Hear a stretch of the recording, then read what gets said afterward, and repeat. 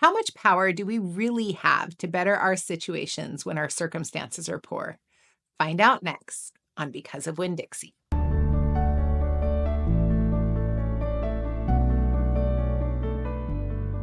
Hello and welcome to Read with Maren. Today we're going to be starting one of our wonderful chapter books, Because of Winn Dixie, written by Kate DiCamillo. This is an excellent book about a young 10-year-old girl who's experiencing challenging lifetimes, and we see how she endures and overcomes them through her actions and her kindness towards others. Let's begin. Chapter 1. My name is India Opal Bulani, and last summer my dad, the preacher, sent me to the store for a box of macaroni and cheese, some white rice, 2 tomatoes, and I came back with a dog. This is what happened. I walked into the produce section of Winn Dixie grocery store to pick out my 2 tomatoes, and I almost bumped right into the store manager. He was standing there all red-faced, screaming and waving his arms around. "Who let the dog in here?" he shouted. "Who let a dirty dog in here?" At first, I didn't see the dog. There was just a lot of vegetables rolling around on the floor, tomatoes and onions and green peppers. And there was what seemed like a whole army of Winn Dixie employees running around and waving their arms just the same way the store manager was. Then the dog came running around the corner. He was a big dog and ugly. And he looked like he was having a real good time. His tongue was hanging out and he was wagging his tail.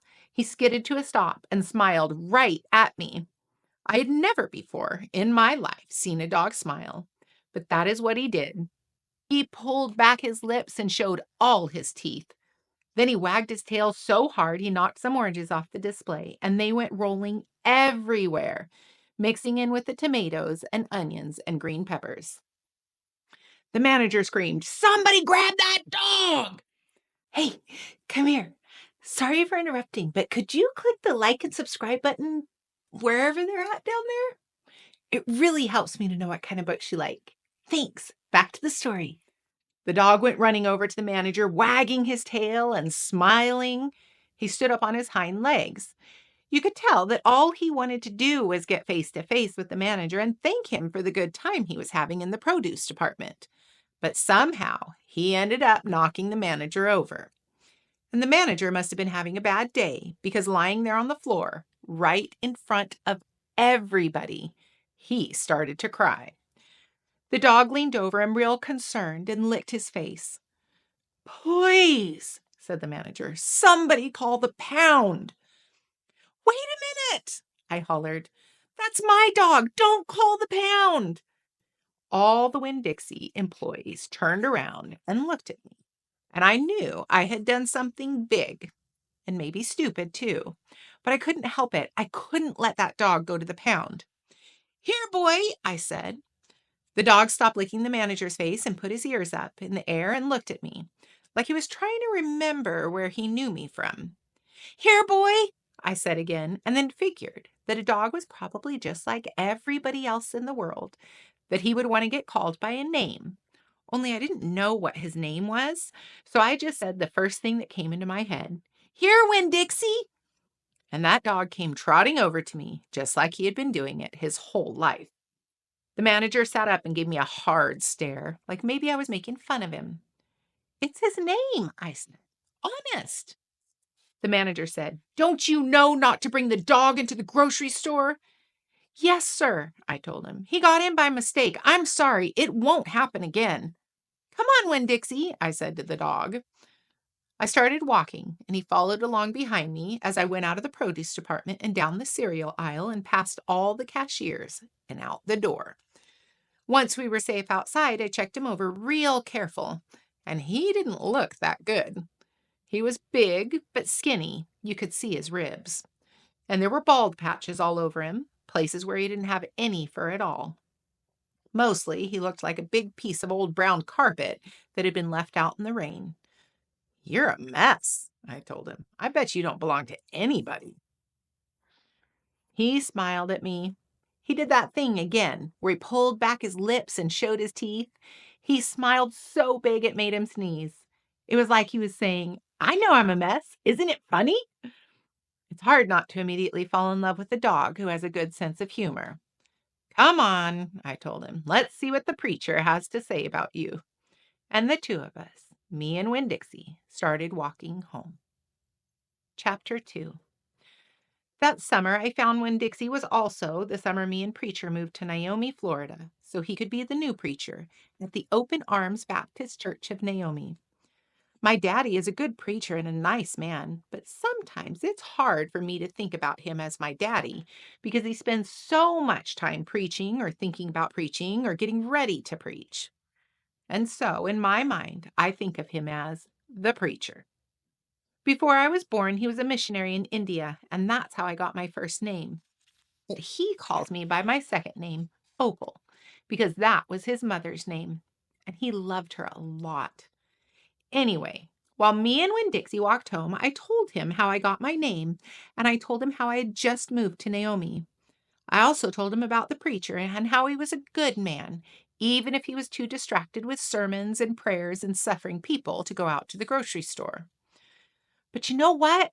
I told Winn Dixie. You are a suffering dog, so maybe he will take you right away. Maybe he'll let me keep you. Winn Dixie looked up at me and wagged his tail. He was kind of limping like something was wrong with one of his legs. And I have to admit, he stunk bad. He was an ugly dog, but already I loved him with all my heart. When we got to the Friendly Corners trailer park, I told Winn Dixie that he had to behave right and be quiet because this was an all-adult trailer park, and the only reason I got to live in it was because the preacher was a preacher, and I was a good, quiet kid. I was what the Friendly Corners trailer park manager, Mr. Alfred, called an exception. And I told Winn Dixie that he had to act like an exception too. Specifically, I told him not to pick any fights with Mr. Alfred's cats or Miss Detweller's little yappy Yorkie dog, Samuel. Winn Dixie looked up at me while I was telling him everything, and I swear he understood. Sit, I told him when we got to my trailer. He sat right down. He has good manners. Stay here, I told him. I'll be right back. The preacher was sitting in the living room working at the little fold-out table. He had papers spread all around him, and he was rubbing his nose, which always meant that he was thinking hard. Daddy, I said. He said back. Daddy, do you know how you always tell me that we should help the less fortunate than ourselves? He said. He rubbed his nose and looked around at his papers. Well, I said, I found a less fortunate at the grocery store. Is that right? He said. Yes, sir. I stared at the preacher really hard. Sometimes he reminded me of a little turtle hiding inside its shell, in there thinking about things and not ever sticking his head out into the real world. Daddy, I was wondering, could this less fortunate, could he stay with us for a while? Finally, the preacher looked up at me. Opal, he said, what are you talking about? I found a dog, I told him, and I want to keep him. No dogs, the preacher said. We've talked about this before. You don't need a dog. I know it, I said. I know that I don't need a dog, but this dog needs me. Look, I said, and I went to the trailer and hollered, Winn Dixie! Winn Dixie's ears shot up in the air and he grinned and sneezed, and then he came limping up the steps into the trailer and put his head right into the preacher's lap, right on top of a pile of papers. The preacher looked at Winn Dixie. He looked at his ribs and his matted up fur and the places where he was bald. The preacher's nose wrinkled up. Like I said, the dog smelled pretty bad. Winn Dixie looked up at the preacher. He pulled back his lips and showed the preacher all of his crooked yellow teeth and wagged his tail and knocked off some of the preacher's papers from the table. Then he sneezed and some more papers fluttered to the floor. What did you call this dog? The preacher asked. Winn Dixie, I whispered. I was afraid to say anything too loud. I could see that Winn Dixie was having a good effect on the preacher. He was making him poke his head out of his shell. Well, said the preacher, he's a stray if I've ever seen one. He put down his pencil and scratched Winn Dixie behind the ears. And a less fortunate, too. That's for sure. Are you looking for a home? The preacher asked real soft to Winn Dixie. Winn Dixie wagged his tail. Well, said the preacher, I guess you found one. Chapter 3. I started in on Winn Dixie right away, trying to clean him up. First, I gave him a bath. I used the garden hose and some baby shampoo. He stood still for it, but I could tell he didn't like it. He looked insulted the whole time. He didn't show me his teeth or wag his tail once. After he was all washed and dried, I brushed him good. I used my own hairbrush and I worked real hard at all the knots and patches of fur all stuck together. He didn't mind being brushed. He wiggled his back like it felt really good. The whole time I was working on him, I was talking to him, and he listened. I told him how we were alike. See, I said, you don't have any family, and neither do I. I've got the preacher, of course, but I don't have a mama. I mean, I have one, but I don't know where she is. She left when I was 3 years old, and I can't hardly remember her. And I bet you don't remember your mama either. So we're almost like orphans. Winn Dixie looked straight at me when I said that to him, like he was feeling relieved to finally have somebody understand his situation. I nodded my head at him and went on talking. I don't even have any friends because I had to leave them all behind when we moved here from Watley. Watley's up north in Florida. Have you ever been to North Florida? Winn Dixie looked on the ground like he was trying to remember if he had. You know what? I said. Ever since we moved here, I've been thinking about my mama extra, extra hard. More than I ever did when I was in Watley. Winn Dixie twitched his ears and raised his eyebrows. I think the preacher thinks about my mama all the time, too. He's still in love with her. I know that because I heard the ladies at church in Watley talking about him. They said he's still hoping that she'll come back. But he doesn't tell me that. He won't talk to me about her at all. I want to know more about her, but I'm afraid to ask the preacher. I'm afraid he'll get mad at me. Winn Dixie looked at me hard like he was trying to say something. What? I said. He just stared at me. You think I should make the preacher tell me about her? Winn Dixie looked at me so hard he sneezed. I'll think about it, I said. When I was done working on him, Winn Dixie looked a whole lot better. He still had his bald spots, but the fur he did have cleaned up nice. It was all shiny and soft. You could still see his ribs, but I intended to feed him good, and that would take care of that. I couldn't do anything about his crooked yellow teeth because he got into a sneezing fit every time I started brushing them with my toothbrush, and I finally had to give up. But for the most part, he looked a whole lot better, and so I took him into the trailer and showed him to the preacher. Daddy, I said. He said. He was working on a sermon and kind of muttering to himself. Daddy, I wanted to show you the new Winn Dixie. The preacher put down his pencil and rubbed his nose, and finally he looked up. Well, he said, smiling real big at Winn Dixie. Well now, don't you look handsome? Winn Dixie smiled back at the preacher. He went over and put his head in the preacher's lap. He smells nice too, said the preacher. He rubbed Winn Dixie's head and looked into his eyes. Daddy, I said real quick before I lost all my nerve. I've been talking to Winn Dixie. Is that right? The preacher said. He scratched Winn Dixie's head. I've been talking to him, and he agreed with me that since I am 10 years old, you should tell me 10 things about my mama. Just 10 things, that's all. The preacher stopped rubbing Winn Dixie's head and held real still. I could see him thinking about pulling his head back into his shell. One thing for each year I've been alive, I told him, please. Winn Dixie looked up at the preacher and kind of gave him a nudge with his nose. The preacher sighed. He said to Winn Dixie, I should have guessed you were going to be trouble. Then he looked at me. Come on, Opal, he said. Sit down, and I will tell you 10 things about your mama. Hello. Hi.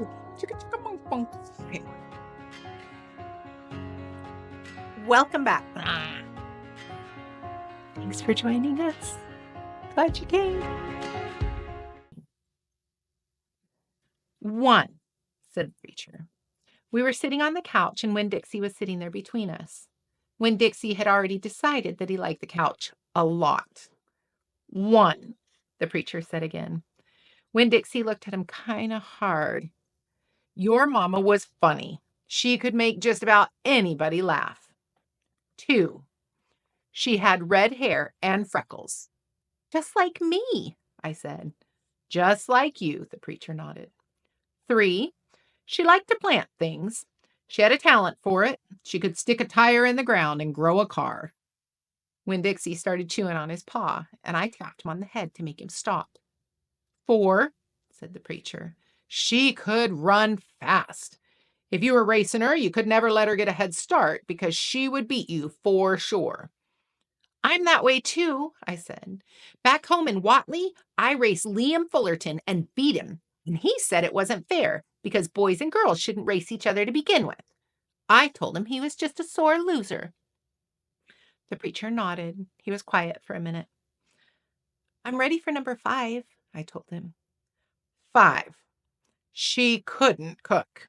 She burned everything, including water. She had a hard time opening a can of beans. She couldn't make head nor tail of a piece of meat. 6, the preacher rubbed his nose and looked up at the ceiling. Winn Dixie looked up too. Number 6 is that your mama loved a story.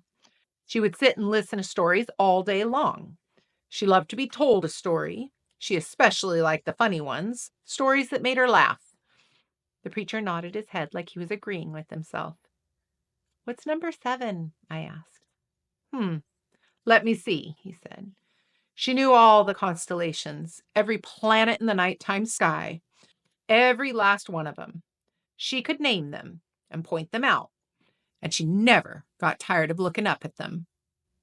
Number 8, said the preacher with his eyes closed, was that she hated being a preacher's wife. She said she just couldn't stand having all the ladies at church judge what she was wearing and what she was cooking and how she was singing. She said it made her feel like a bug under a microscope. When Dixie lay down on the couch, he put his nose in the preacher's lap and his tail in mine. 10, said the preacher. 9, I told him. 9, said the preacher. She drank. She drank beer and whiskey and wine. Sometimes she couldn't stop drinking, and that made me and your mama fight quite a bit. Number 10, he said with a long sigh. Number 10 is that your mama loved you.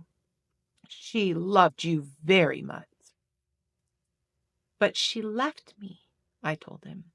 She left us, said the preacher softly. I could see him pulling his turtle head back into his stupid turtle shell. She packed her bags and left us, and she didn't leave one thing behind. Okay, I said. I got up off the couch when Dixie hopped off too. Thank you for telling me, I said. I went right back to my room and wrote down all 10 things that the preacher had told me. I wrote them down just the way he said them to me so that I wouldn't forget them, and then I read them out loud to Winn Dixie until I had them memorized. I wanted to know those 10 things inside and out. That way, if my mama ever came back, I could recognize her, and I'd be able to grab her and hold her tight and not let her get away from me ever again. Chapter 5. Winn Dixie couldn't stand to be left alone. We found that out real quick. If me and the preacher went off and left him by himself in the trailer, he pulled all the cushions off the couch and all the toilet paper off the roll. We started tying him up outside with a rope when we left. That didn't work either. Winn Dixie howled until Samuel, Mrs. Detwiller's dog, started howling too. It was exactly the kind of noise that people in an all-adult trailer park did not like to hear. He just doesn't want to be left alone, I told the preacher. That's all. Let's take him with us. I could understand the way Winn Dixie felt. Getting left behind probably made his heart feel empty. After a while, the preacher gave in, and everywhere we went, we took Winn Dixie, even to church. The Open Arms Baptist Church of Naomi isn't a regular-looking church. The building used to be a Pick It Quick store, and when you walk in the front door, the first thing you see is the Pick It Quick motto. It's written on the floor in little tiny red tiles that make great big letters that say, pick, pick, pick, quick, quick, quick. The preacher tried painting over those tiles, but the letters won't stay covered up. And so the preacher has just given up and let it be. The other thing about the open arms that is different from other churches is there aren't any pews. People bring in their own fold-up chairs and lawn chairs, and so sometimes it looks more like the congregation is watching a parade or sitting at a barbecue instead of being at church. It's kind of a strange church, and I thought Winn Dixie would fit right in. But the first time we brought Winn Dixie to the open arms, the preacher tied him outside the front door. Why did we bring him all the way here just to tie him up? I asked the preacher. Because dogs don't belong in a church, Opal, the preacher said. That's why. He tied Winn Dixie up to a tree and said there was lots of shade for him and it ought to work out real good. Well, it didn't. The service started and there was some singing and some sharing and some praying, and then the preacher started preaching. And he wasn't but 2 or 3 words into the sermon when there was this terrible howl coming from outside. The preacher tried to ignore it. Today, he said, "Ow!" said Winn Dixie. Please, said the preacher. "Ow!" said Winn Dixie back. Friends, said the preacher. "Ow, ow!" Friends, said the preacher. "Ow, ow!" wailed Winn Dixie. Everyone turned their lawn chairs and fold-up chairs and looked at one another. Opal, said the preacher. Oh, said Winn Dixie. Yes, sir. Go get that dog, he yelled. Yes, sir, I yelled back. I went outside and untied Winn Dixie and brought him inside, and he sat down beside me and smiled up at the preacher, and the preacher couldn't help it. He smiled back. Winn Dixie had that effect on him.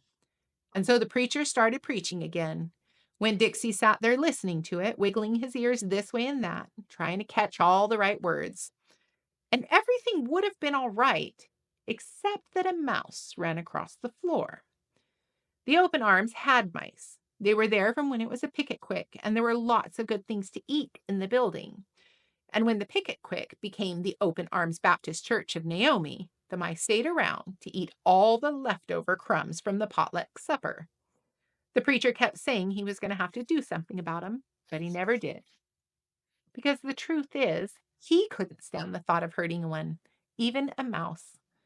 Well, when Dixie saw that mouse, and he was up and after him. 1 minute, everything was quiet and serious, and the preacher was going on and on and on. And the next minute, Winn Dixie looked like a furry bullet shooting across the building, chasing that mouse. He was barking, and his feet were skidding all over the polished picket quick floor. And people were clapping and hollering and pointing. They really went wild when Winn Dixie actually caught the mouse. I have never in my life seen a dog catch a mouse, said Miss Nordley. She was sitting next to me. He's a special dog, I told her. I imagine so, she said back. Winn Dixie stood up there in front of the whole church, wagging his tail and holding the mouse real careful in his teeth, holding on to him tight, but not squishing him. I believe that mutt has got some retriever in him, said somebody behind me. That's a hunting dog. Winn Dixie took the mouse over to the preacher and dropped it at his feet. And when the little mouse tried to get away, Winn Dixie put his paw right on the mouse's tail. Then he smiled up at the preacher, showed him all his teeth. The preacher looked down at the mouse, he looked at Winn Dixie, and he looked at me. He rubbed his nose, got real quiet in the picket quick. Let us pray, the preacher finally said, for this mouse. And everybody started laughing and clapping. The preacher picked the mouse up by the tail and walked it and threw it out the front door of the picket quick, and everybody applauded again. Then he came back and we all prayed together. I prayed for my mama. I told God how much she would have enjoyed hearing the story of Winn Dixie catching that mouse. It would have made her laugh. I asked God if maybe I could be the one to tell her that story someday. And then I talked to God about how I was lonely in Naomi because I didn't know that many kids, only the ones from church. And there weren't that many kids at the open arms, just Dunlap and Stevie Dewberry, 2 brothers who weren't twins but looked like they were, and Amanda Wilkinson, whose face was always pinched up like she was smelling something real bad. and Sweetie Pie Thomas, who was only 5 years old and still mostly a baby. And none of them wanted to be my friend anyway, because they probably thought I'd tell on them to the preacher for every little thing they did wrong. And then they would get in trouble with God and their parents. So I told God that I was lonely, even having Winn Dixie. And finally, I prayed for the mouse, like the preacher suggested. I prayed that he didn't get hurt when he went flying out the door of the Open Arms Baptist Church of Naomi. I prayed that he landed on a nice, soft piece of grass. Chapter 6. I spent a lot of time that summer at the Herman W. Block Memorial Library. The Herman W. Block Memorial Library sounds like it would be a big fancy place, but it's not. It's just a little old house full of books, and Miss Franny Block is in charge of them all. She is a very small, very old woman with short gray hair, and she was the very first friend I made in Naomi. It all started with Winn Dixie not liking it when I went to the library because he couldn't go inside too. But I showed him how he could stand up on his hind legs and look in the window and see me there, selecting my books, and he was okay, as long as he could see me. But the thing was, the first time Miss Franny Block saw Winn Dixie standing on his hind legs like that, looking in the window, she didn't think he was a dog. She thought he was a bear. This is what happened. I was picking out my books and kind of humming to myself, and all of a sudden there was this loud and scary scream. I went running up to the front of the library, and there was Miss Franny Block sitting on the floor behind her desk. "Miss Franny," I said, "are you all right?" "A bear," she said. "A bear?" I asked. "He has come back," she said. "He has?" I asked. "Where is he?" "Out there," she said, raised a finger and pointed at Winn Dixie standing up on his hind legs looking in the window for me. "Miss Franny Block," I said, "that is not a bear, it's a dog. That's my dog, Winn Dixie." "Are you positive?" she asked. "Yes, ma'am," I told her. "I am positive. He's my dog. I would know him from anywhere." Miss Franny sat there trembling and shaking. "Come on," I said. "Let me help you up. It's okay." I stuck out my hand and Miss Franny took hold of it and I pulled her up off the floor. She didn't weigh hardly anything at all. Once she was standing on her feet, she started acting all embarrassed, saying how I must think that she was a silly old lady, mistaking a dog for a bear, but that she had had a bad experience with a bear coming into the Herman W. Block Memorial Library a long time ago, and she never had quite gotten over it. "When did that happen?" I asked her. "Well," said Miss Franny, "it was a very long story." "That's okay," I told her. "I'm like my mama, in that I like to be told stories. But before you start telling it, can Winn Dixie come in and listen too? He gets lonely without me." "Well, I don't know," said Miss Franny. "Dogs are not allowed in the Herman W. Block Memorial Library." "He'll be good," I told her. "He's a dog who goes to church." And before she could say yes or no, I went outside and got Winn Dixie. And he came right in and laid down with a humph and a sigh right at Miss Franny's feet. She looked down at him and said, "He most certainly is a large dog." "Yes, ma'am," I told her. "And he has a large heart, too." "Well," Miss Franny said. She bent over and gave Winn Dixie a pat on the head, and Winn Dixie wagged his tail back and forth and snuffed his nose on her little old lady feet. "Let me get a chair and sit down so I can tell this story properly." By Kate DiCamillo. By Kate DiCamillo. Written by Kate DiCamillo. Shoot. Okay. By Kate DiCamillo. I think I might have it. Written by Kate DiCamillo. Camillo! Camillo! Oh, help me. Back when Florida was wild, when it consisted of nothing but palmetto trees and mosquitoes so big they could fly away with you, Miss Franny Block started in. "And I was just a little girl, no bigger than you. My father, Herman W. Block, told me that I could have anything I wanted for my birthday. Anything at all." Miss Franny looked around the library. She leaned in close to me. "I don't want to appear prideful," she said, But my daddy was a very rich man. A very rich man. She nodded and then leaned back and said, and I was a little girl who loved to read. So I told him, I said, Daddy, I would most certainly love to have a library for my birthday. A small little library would be wonderful. You asked for a whole library? A small one. I wanted a little house full of nothing but books, and I wanted to share them too. And I got my wish. My father built me this house, the very one we are sitting in now. And at a very young age, I became the librarian. Yes, ma'am. What about the bear? Did I mention that Florida was wild in those days? Uh-huh, you did. It was wild. There was wild men and wild women and wild animals. Like bears. Yes, ma'am, that's right. Now I have to tell you, I was a little Miss Know-it-all. I was a Miss Smarty Pants with the library full of books. Oh, yes, ma'am, I thought I knew all the answers to everything. Well, one hot Tuesday, I was sitting in my library with the doors and windows open and my nose stuck in a book when a shadow crossed my desk. And without looking up, yes, ma'am, without even looking up, I said, is there a book I can help you find? Well, there was no answer, and I thought it might have been a wild man or a wild woman scared of all these books and afraid to speak up. But then I became aware of a very peculiar smell, a very strong smell. I raised my eyes slowly, and standing right in front of me was a bear. Yes, ma'am, a very large bear. How big? I asked. Oh, well, perhaps 3 times the size of your dog. Then what happened? Well, said Miss Franny, I looked at him and he looked at me. He put his big nose up in the air and sniffed as if he was trying to decide if a little Miss Know-it-all librarian was what he was in the mood to eat. And I sat there, and then I thought, well, if this bear intends to eat me, I am not going to let it happen without a fight. No, ma'am.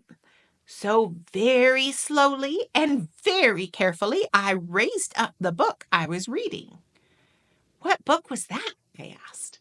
Why, it was War and Peace, a very large book. I raised it up slowly and then I aimed it carefully and I threw it right at that bear and screamed, "Be gone!" And you know what? No, ma'am. He went. This is what I will never forget. He took the book with him. Nuh-uh, I said. Yes, ma'am, said Miss Franny. He snatched it up and ran. Did he come back? No, I never saw him again. Well, the men in town used to tease me about it. They used to say, Miss Franny, we saw that bear of yours out in the woods today. He was reading that book, and he said it sure was good, and would it be all right if he just kept it for another week? I imagine I'm the only one left from those days. I imagine I'm the only one that even recalls the bear. All of my friends, everyone I knew when I was young, they are all dead and gone. She sighed again. She looked sad and old and wrinkled. It was the same way I felt sometimes, being friendless in a new town and not having a mama to comfort me. I sighed too. Winn Dixie raised his head off his paws and looked back and forth between me and Miss Franny. He sat up, then showed Miss Franny his teeth. Well, now, look at that, she said. That dog is smiling at me. It's a talent of his, I told her. It's a fine talent, a very fine talent. And she smiled back at Winn Dixie. We could be friends, I said to Miss Franny. I mean, you and me and Winn Dixie, we could all be friends. Miss Franny smiled even bigger. Why, that would be grand, she said. Just grand. And right at that minute, right when the 3 of us had decided to become friends, Who should come marching into the Herman W. Block Memorial Library but old pinched-faced Amanda Wilkinson? She walked right up to Miss Franny's desk and said, "I finished Johnny Tremaine and I enjoyed it very much. I would like something even more difficult to read now because I am an advanced reader." "Yes, dear, I know," said Miss Franny. She got up out of her chair. Amanda pretended like I wasn't even there. She stared right past me. "Are dogs allowed in the library?" she asked Miss Franny as she walked away. "Certain ones," said Miss Franny. "A select few." And then she turned around and winked at me. I smiled back. I had just made my first friend in Naomi, and nobody was going to mess that up for me, not even old pinched-faced Amanda Wilkinson. Chapter 8. Winn Dixie's bald spots had started growing fur, and the fur that he'd begun with started looking shiny and healthy, and he didn't limp anymore. And you could tell that he was proud of looking so good, proud of not looking like a stray. I thought what he needed most was a collar and a leash, so I went to Gertrude's Pets, where there were fish and snakes and mice and lizards and gerbils and pet supplies, and I found a real handsome red leather collar and matching leash. Winn Dixie was not allowed to come inside the store. There was a big sign on the door that said, "No dogs allowed." So I held the collar and leash up to the window, and Winn Dixie, who was standing on the other side of the window, pulled up his lip and showed me his teeth and sneezed and wagged his tail something furious. So I knew that he absolutely loved the leash and collar combination. But it was also very expensive. I decided to explain my situation to the man behind the counter. I said, "I don't get big enough allowances to afford something this fancy, but I love this collar and leash, and so does my dog. And I was thinking that maybe you could set me up on an installment plan." "Installment plan?" said the man. "Gertrude!" somebody screamed in a real irritating voice. I looked around. It was a parrot. She was sitting on top of one of the fish tanks looking right at me. "An installment plan," I said, ignoring the parrot. "You know, where I promise to give you my allowance every week and you give me the leash and collar now." "I don't think I can do that," said the man. He shook his head. "No, the owner, she wouldn't like that." He looked down at the counter. He wouldn't even look at me. He had thick black hair, and it was slicked back like Elvis Presley's. He had on a name tag that said Otis. "Of course I could work for you," I said. "I could come in and sweep the floors and dust the shelves and take out the trash. I could do that." I looked around Gertrude's Pets. There was sand and sunflower seed shells and big dust bunnies all over the floor. I could tell that it needed to be swept. "Uh," said Otis. He looked at the counter some more. "Gertrude!" the parrot screamed again. "I'm real trustworthy," I said. "I'm new in town, but my daddy is a preacher. He's the preacher at the Open Arms Baptist Church of Naomi, so I'm real honest. The only thing is, Winn Dixie, my dog, he would have to come inside with me. Because if we get separated for too long, he starts to howl something terrible." "Gertrude doesn't like dogs," said Otis. "Is she the owner?" I asked. "Yes. No. He finally looked up, pointed at the fish tank. "That's Gertrude, the parrot. I named her after the owner." "Gertrude's a pretty bird!" screamed Gertrude. "She might like Winn Dixie," I told Otis. "Almost everybody does. Maybe he could come inside and meet her. And if the two of them get along, could I just have the job?" "Maybe," Otis mumbled. He looked down at the counter again. So I went and opened the door, and Winn Dixie came trotting inside the store. "Dog!" screamed Gertrude. "I know it," Otis told her. And then Gertrude got real quiet. She sat on top of the fish tank, cocked her head from one side to the other, looking at Winn Dixie. And Winn Dixie stood and stared back at her. He didn't hardly move. He didn't wag his tail, and he didn't smile. He didn't sneeze. He just stared at Gertrude, and she stared at him. And then she spread her wings out real far and flew and landed on top of Winn Dixie's head. "Dog!" she croaked. Winn Dixie wagged his tail just a tiny bit, and Otis said, "You can start on Monday." "Thank you," I told him. "You won't be sorry." On the way out of Gertrude's Pets, I said to Winn Dixie, "You are better at making friends than anybody I have ever known. I bet if my mama knew you, she would think you were the best dog ever." Winn Dixie was smiling up at me, and I was smiling down at him. And so neither one of us were looking where we were going, and we almost bumped right into Sweetie Pie Thomas. She was standing there sucking on the knuckle of her third finger, staring in the window of Gertrude's Pets. She took her finger out of her mouth and looked up at me. Her eyes were all big and round. "Was that bird sitting on the dog's head?" she asked. She had her hair tied up in a ponytail with pink ribbon. But it wasn't much of a ponytail. It was mostly ribbon and a few strands of hair. "Yes," I told her. "I seen it," she said. She nodded her head and put her knuckle back in her mouth. Then she took it out again real quick. "I seen that dog in church, too. He was catching a mouse. I want a dog just like it, but Mama won't let me get a dog. She says if I'm real good, I might get to buy me a goldfish or one of them gerbils. That's what she says.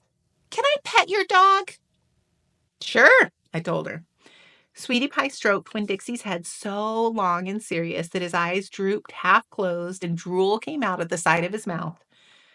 "I'm going to be 6 years old in September. I got to stop sucking on my knuckle once I'm 6, said Sweetie Pie. "I'm having a party. Do you want to come to my party? The theme is pink." "Sure," I told her. "Can this dog come?" she asked. "You bet," I told her. And all of a sudden I felt happy. I had a dog, I had a job, I had Miss Franny Block for a friend, and I had my first invitation to a party in Naomi. It didn't matter that it came from a 5-year-old and the party wasn't till September. I didn't feel so lonely anymore. Chapter 9. Just about everything that happened to me that summer happened because of Winn Dixie. For instance, without him, I would never have met Gloria Dump.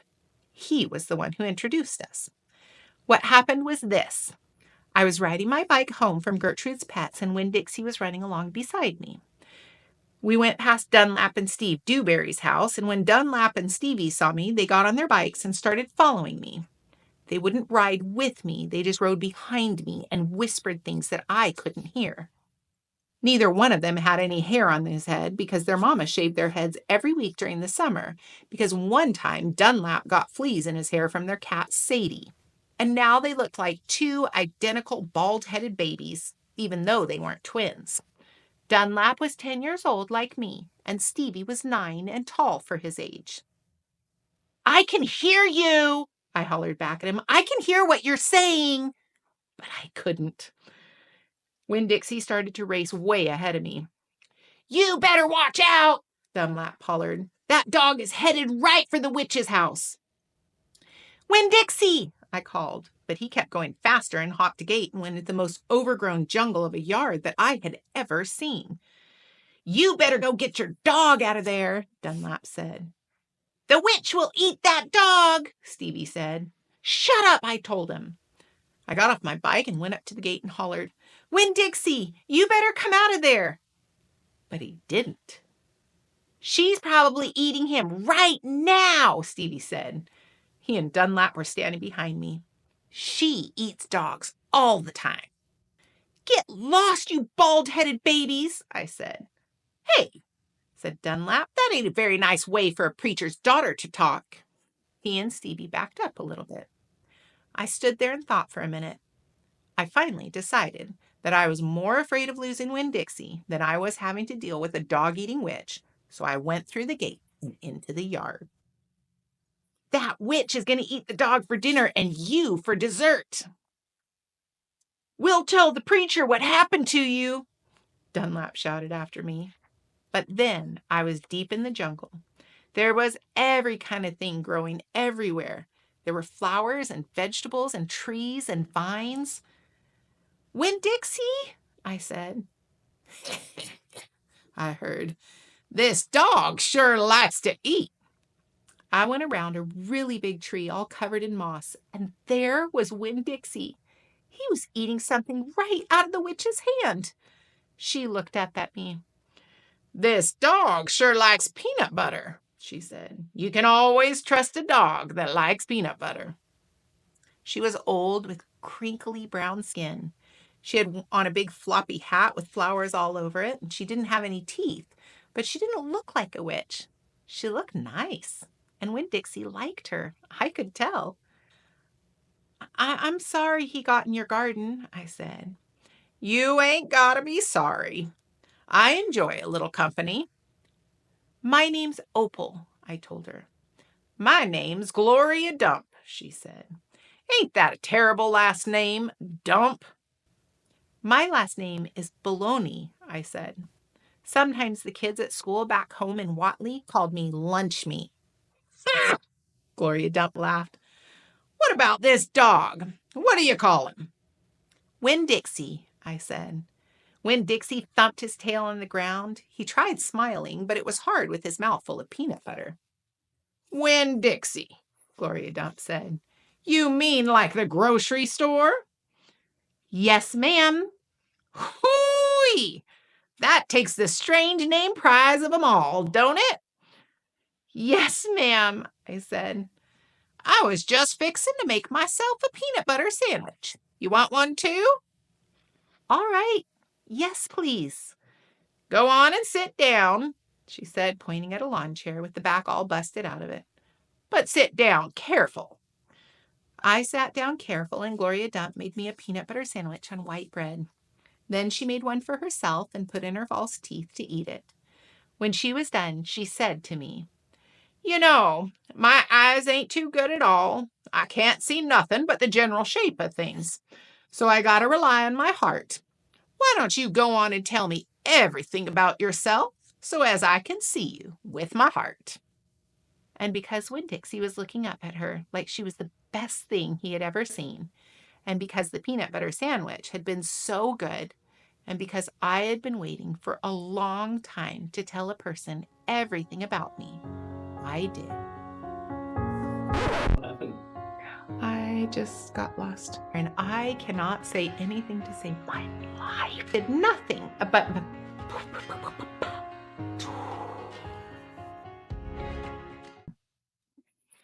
I told Gloria Dump everything.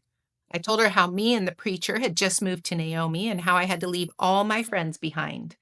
I told her about my mama leaving, and I listed the 10 things that I knew about her.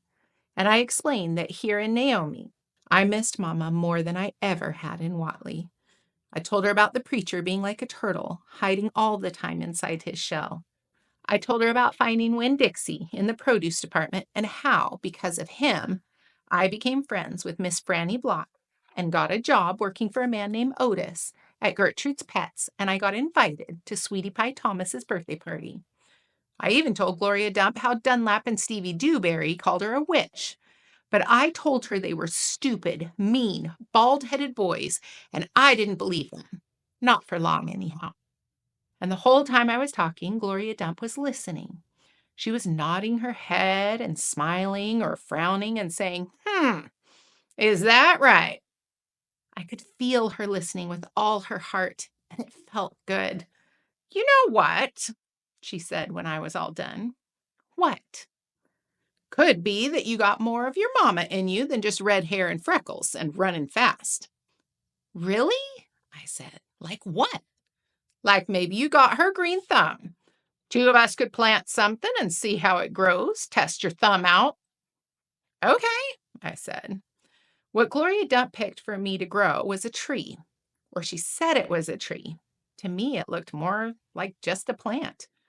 She had me dig a hole for it and put it in the ground and pat the dirt around it tight, like it was a baby, and I was tucking it in bed. "What kind of tree is it?" I asked. "It's a wait and see tree." "What does that mean?" It means you got to wait for it to grow up before you know what it is. Can I come back and see it tomorrow? Child, as long as this is my garden, you're welcome in it. But that tree ain't going to have changed much by tomorrow. But I want to see you too, I said. I ain't going nowhere. I'll be right here. I woke Winn Dixie up then. He had peanut butter in his whiskers and he kept yawning and stretching. He licked Gloria Dump's hand before we left, and I thanked her. That night, when the preacher was tucking me into bed, I told him how I got a job at Gertrude's Pets, and I told him all about making friends with Miss Franny Block and getting invited to Sweetie Pie's party. And I told him about meeting Gloria Dump. Winn Dixie lay on the floor waiting for the preacher to leave so he could hop up on the bed like he always did. When I was done talking, the preacher kissed me goodnight, and then he leaned way over and gave Winn Dixie a kiss too, right on his head. You can go ahead and get up there now, he said to Winn Dixie. Winn Dixie looked at the preacher. He didn't smile at him, but he opened his mouth wide like he was laughing, like the preacher had just told him the funniest joke in the world. And this is what amazed me most. The preacher laughed back. Winn Dixie hopped on the bed and the preacher got up and turned out the light. I leaned over and kissed Winn Dixie too, right on the nose, but he didn't notice. He was already asleep and snoring. Chapter 11. That night, there was a real bad thunderstorm. But what woke me up wasn't the thunder and lightning. It was Winn Dixie whining and butting his head against my bedroom door. Winn Dixie, I said, what are you doing? He didn't pay any attention to me. He just kept beating his head against the door and whining and whimpering. And when I got out of bed, I went over and put my hand on his head. He was shaking and trembling so hard it scared me. I knelt down and wrapped my arms around him, but he didn't turn around and look at me or smile or sneeze or wag his tail or do any normal kind of Winn Dixie thing. He just kept beating his head against the door and crying and shaking. You want the door open? Huh? Is that what you want? I stood up and opened the door, and Winn Dixie flew through it like something big and ugly and mean was chasing him. Winn Dixie, I hissed, come back here. I didn't want him going and waking the preacher up. But it was too late. Winn Dixie was already at the other end of the trailer, in the preacher's room. I could tell because there was a sproing sound that must have come from Winn Dixie jumping up on the bed. And then there was a sound from the preacher like he was real surprised. But none of it lasted long because Winn Dixie came tearing back out of the preacher's room, panting and running like crazy. I tried to grab him, but he was going too fast. Opal, said the preacher. He was standing at the door to his bedroom, and his hair was all kinds of wild on top of his head, and he was looking around like he wasn't sure where he was. Opal, what's going on? I don't know. But just then and there was a huge crack of thunder, one so loud that it shook the whole trailer, and Winn Dixie came shooting back out of my room and running past me, and I screamed, Daddy, watch out! But the preacher was still confused. He just stood there, and Winn Dixie came barreling right towards him like he was a bowling ball, and the preacher was the only pin left standing, and wham! They both fell to the ground. Uh-oh, I said. Opal, said the preacher. He was lying on top of his stomach, and Winn Dixie was sitting on top of him, panting and whimpering.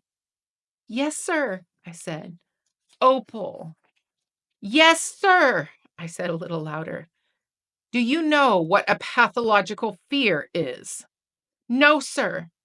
The preacher raised a hand. He rubbed his nose.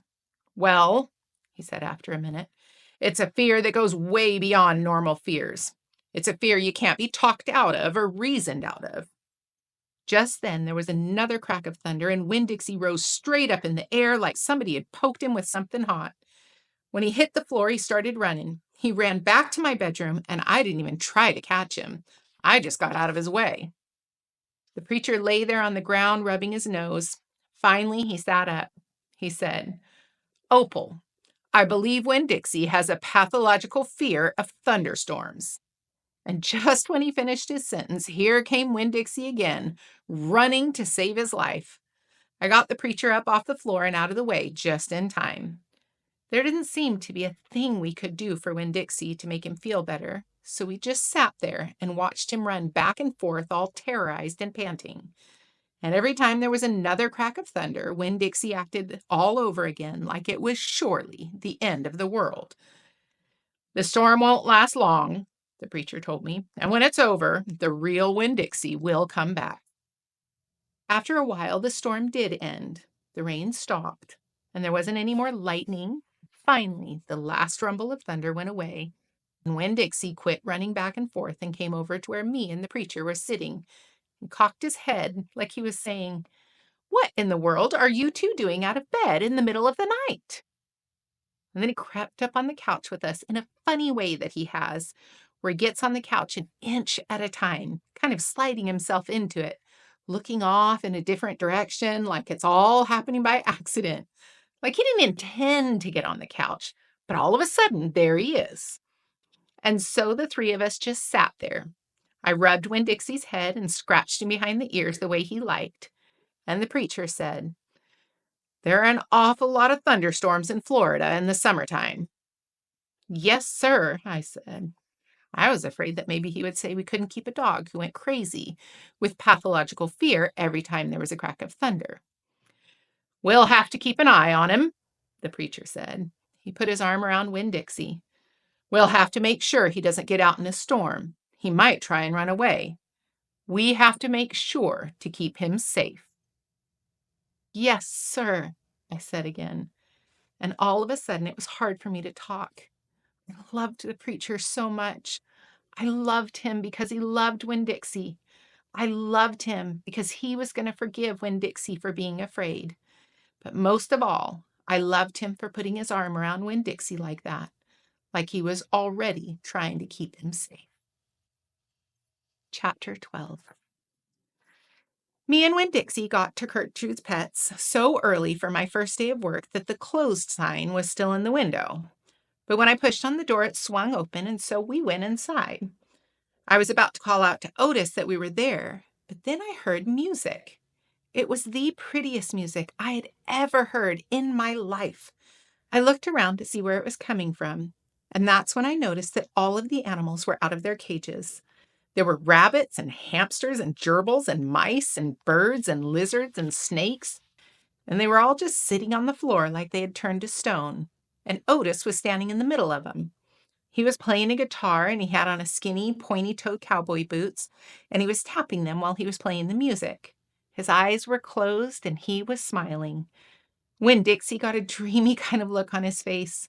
He smiled really hard at Otis, and then he sneezed, and then his whiskers went all fuzzy, and then he sighed and kind of dropped to the floor with the other animals. Just then, Gertrude caught sight of Winn Dixie. "Dog!" she croaked and flew over and landed on his head. Otis looked up at me. He stopped playing his guitar, and the spell was broken. The rabbit started hopping, and the birds started flying, and the lizards started leaping, and the snakes started slithering, and Winn Dixie started barking and chasing everything that was moving. And Otis shouted, "Help me!" For what seemed like a long time, me and Otis ran around trying to catch the mice and the gerbils and the hamsters and snakes and lizards. We kept on bumping into each other and tripping over animals, and Gertrude kept screaming, "Dog! Dog!" Every time I caught something, I put it back in the first cage I saw. I didn't care if it was the right cage or not. I just put it in and slammed the door. And the whole time I was chasing things, I was thinking that Otis must be some kind of snake charmer, the way he could play his guitar and make all of the animals turn to stone. And then I thought, this is silly. I shouted over Winn Dixie barking and Gertrude yelling, and I said, "Play some more music, Otis!" He looked at me for a minute, and then he started playing his guitar, and in just a few seconds, everything was quiet. Winn Dixie was lying on the floor, blinking his eyes and smiling to himself and sneezing every now and then, and the mice and the gerbils and the rabbits, lizards and snakes that we hadn't caught yet got real quiet and sat still, and I picked them up one by one and put them all back in their cages.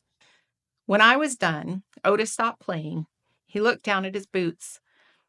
"I was just playing him some music. It makes him happy." "Yes, sir," I said. "Did they escape from their cages?" "No. I take him out. I feel sorry for him being locked up all the time. I know what it's like, being locked up." "You do?" "I've been in jail," Otis said. He looked at me real quick and then looked back down at his boots. "You have?" "Never mind," said Otis. "Aren't you here to sweep the floor?" "Yes, sir," I told him. He walked over to the counter and started digging through a pile of things, and finally he came up with a broom. "Here," he said, "you should start sweeping." Only he must have gotten confused. He was holding out his guitar to me instead of the broom. "With your guitar?" I asked. He blushed and handed me the broom, and I started to work. I'm a good sweeper. I swept the whole store and then dusted some of the shelves.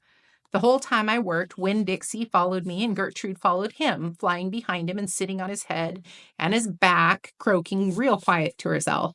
"Dog! Dog!" When I was done, Otis thanked me. I left Gertrude's pets thinking about how the preacher probably wouldn't like it very much if I was working for a criminal. Sweetie Pie Thomas was waiting for me right out front.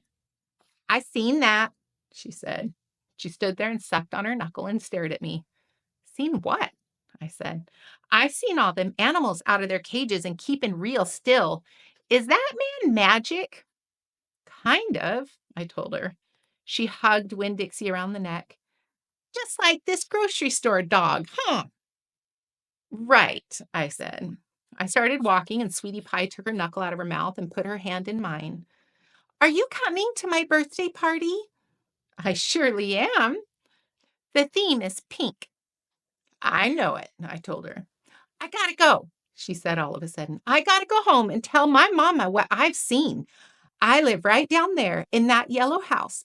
That's my mama on the porch. You see her? She's waving at you." I waved at the woman on the porch, and she waved back.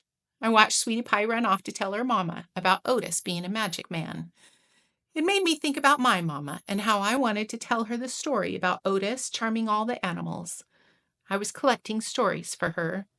I would also tell her about Miss Franny and the bear, and about meeting Gloria Dump and believing for just a minute that she was a witch. I had a feeling that these were the kind of stories my mama would like, the kind that would make her laugh out loud, the way the preacher said she loved to laugh. Chapter 13. Me and Winn Dixie got into a daily routine where we would leave the trailer early in the morning and get down to Gertrude's Pets in time to hear Otis play his guitar music for the animals. Sometimes Sweetie Pie snuck in for the concert, too. She sat on the floor and wrapped her arms around Winn Dixie and rocked him back and forth until the music was over like a big old teddy bear. And she would walk around trying to pick out a pet that she wanted. But she always gave up and went home because the only thing she really wanted was a dog like Winn Dixie. After she was gone, I would sweep and clean up and even arrange some of Otis's shelves because he did not have an eye for arranging things, and I did. And when I was done, Otis would write down my time in a notebook that he had marked on the outside. 1 red leather collar, 1 red leather leash. And the whole time, he did not in any way ever act like a criminal. After working at Gertrude's Pets, me and Winn Dixie would go over to the Herman W. Block Memorial Library and talk to Miss Franny Block and listen to her tell us a story. But my favorite place to be that summer was in Gloria Dump's yard. And I figured it was Winn Dixie's favorite place to be too, because when we got up to the last block before her house, Winn Dixie would break away from my bike and start to run for all he was worth, heading for Gloria Dump's backyard and his spoonful of peanut butter. Sometimes Dunlap and Stevie Dewberry would follow me. They would holler, "There goes the preacher's daughter visiting the witch." "She's not a witch," I told them. It made me mad the way they wouldn't listen to me and kept on believing whatever they wanted to believe about Gloria Dump. One time, Stevie said to me, "My mama says you shouldn't be spending all your time cooped up in that pet shop and at that library, sitting around talking with old ladies. She said you should get out in the fresh air and play with kids your own age. That's what my mama says." "Oh, lay off her," Dunlap said to Stevie. Then he turned to me. "He didn't mean it," he said. But I was already mad. I shouted at Stevie, I said, I don't care what your mama says. She's not my mama, so she can't tell me what to do. I'm going to tell my mama you said that, shouted Stevie, and she'll tell your daddy, and he'll shame you in front of the whole church. And that pet shop man is retarded, and he was just in jail, and I wonder if your daddy knows that. Otis is not retarded, I said, and my daddy knows he was in jail. That was a lie, but I didn't care. And you can go ahead and tell on me if you want, you big bald-headed baby. I swear it about wore me out yelling at Dunlap and Steve Dewberry every day. By the time I got to Gloria Dump's yard, I felt like a soldier who had been fighting a hard battle. Gloria would make me a peanut butter sandwich straight off, and then she would pour me a cup of coffee with half coffee and half milk, and that would refresh me. Why don't you play with them boys? Gloria asked me. Because they're ignorant, I told her. They still think you're a witch, and it doesn't matter how many times I tell them you're not. I think they're just trying to make friends with you in a roundabout way, Gloria said. I don't want to be their friend. It might be fun having them two boys for friends. I'd rather talk with you, I said. They're stupid and mean, and they're boys. Gloria would shake her head and sigh, and then she would ask me what was going on in the world, and did I have any stories to tell her. And I always did. Why do I want to keep calling her Olive? We're going to try this one more time. He's going to say, because of Winn Dixie, take 5. Go. Because of Winn Dixie, take 5. Eating a delicious peanut butter salad sandwich, not a salad. Holy cramoly. Because of Winn Dixie. I think you don't catch that. I'm like, maybe he's not going to catch this. And then you're like, bah! I'm like, shoot. Chapter 14. Sometimes I told Gloria the story Miss Franny Block had just told me. Or I imitated Otis tapping his pointy-toed boots and playing for all the animals. And that always made her laugh. And sometimes I made up a story and Gloria Dump would listen to it all the way through from the beginning to the end. She told me she used to love to read stories, but that she couldn't anymore because her eyes were so bad. Can't you get some really strong glasses? Child, they don't make glasses strong enough for these eyes. One day, when the storytelling was done, I decided to tell Gloria that Otis was a criminal. I thought maybe I should tell an adult about it, and Gloria was the best adult I knew. Gloria? Mm-hmm. You know Otis?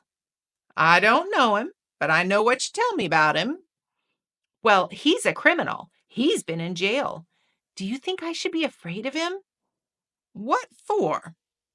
I don't know. For doing bad things, I guess. For being in jail. Child, let me show you something. She got up out of her chair real slow and took hold of my arm. Let's the two of us walk all the way to the back of this yard. Okay. We walked and Winn Dixie followed right behind us. It was a huge yard and I had never been all the way to the back of it. When we got to a big old tree, we stopped. Look at this tree, Gloria said. I looked up. There were bottles hanging from just about every branch. There were whiskey bottles and beer bottles and wine bottles all tied on with string. And some of them were clanking against each other and making a spooky kind of noise. Me and Winn Dixie stood and stared at the tree, and the hair on top of his head rose up a little bit, and he growled deep in his throat. Gloria Dump pointed her cane up at the tree. What do you think about this tree? I don't know. Why are all those bottles on it? To keep the ghosts away. What ghosts? The ghost of all the things I've done wrong. I looked at all the bottles on the tree. You did that many things wrong? I asked her. Mm-hmm. More than that. But you're the nicest person I know. Don't mean I haven't done bad things. There's whiskey bottles on there. And beer bottles. Child, I know that. I'm the one who put 'em there. I'm the one who drank what was in 'em. My mama drank, I whispered. I know it. The preacher says that sometimes she couldn't stop drinking. Mm-hmm. Gloria said again. That's the way it is for some folks. We get started and we can't get stopped.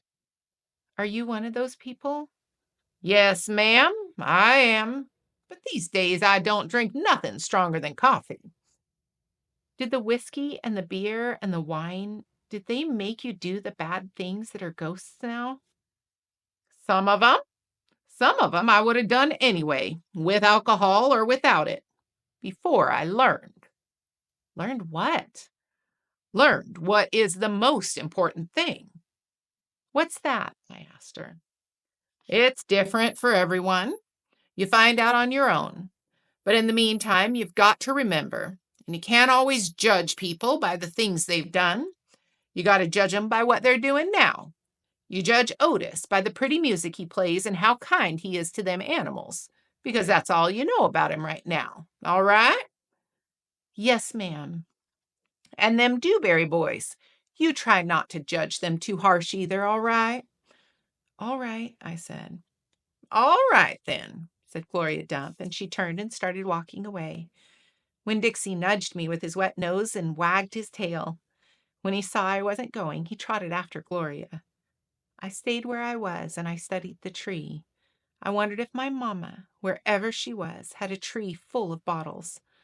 I wondered if I was a ghost to her, the same way she seemed like a ghost to me. Chapter 15. The Herman W. Block Memorial Library's air conditioning didn't work very good, and there was only one fan. And from the minute me and Winn Dixie got into the library, he hogged it all. He lay right in front of it and wagged his tail and let it blow his fur all around. Some of his fur was pretty loose, and it blew right off him like a dandelion puff. I worried about him hogging the fan, and I worried about the fan blowing him bald. But Miss Franny said not to worry about either thing, that Winn Dixie could hog a fan if he wanted to, and she had never in her life seen a dog made bald by a fan.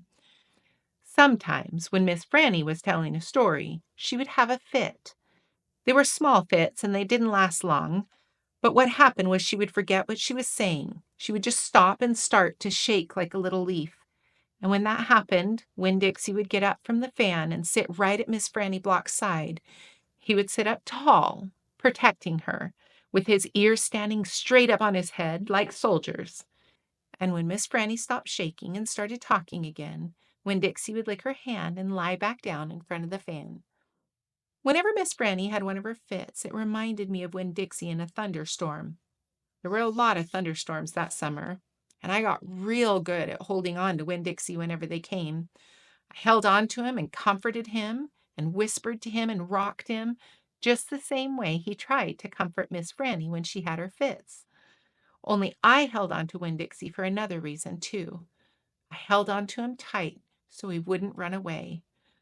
It all made me think about Gloria Dump. I wondered who comforted her when she heard those bottles knocking together, those ghosts chattering about the things she had done wrong. I wanted to comfort Gloria Dump, and I decided the best way to do that would be to read her a book.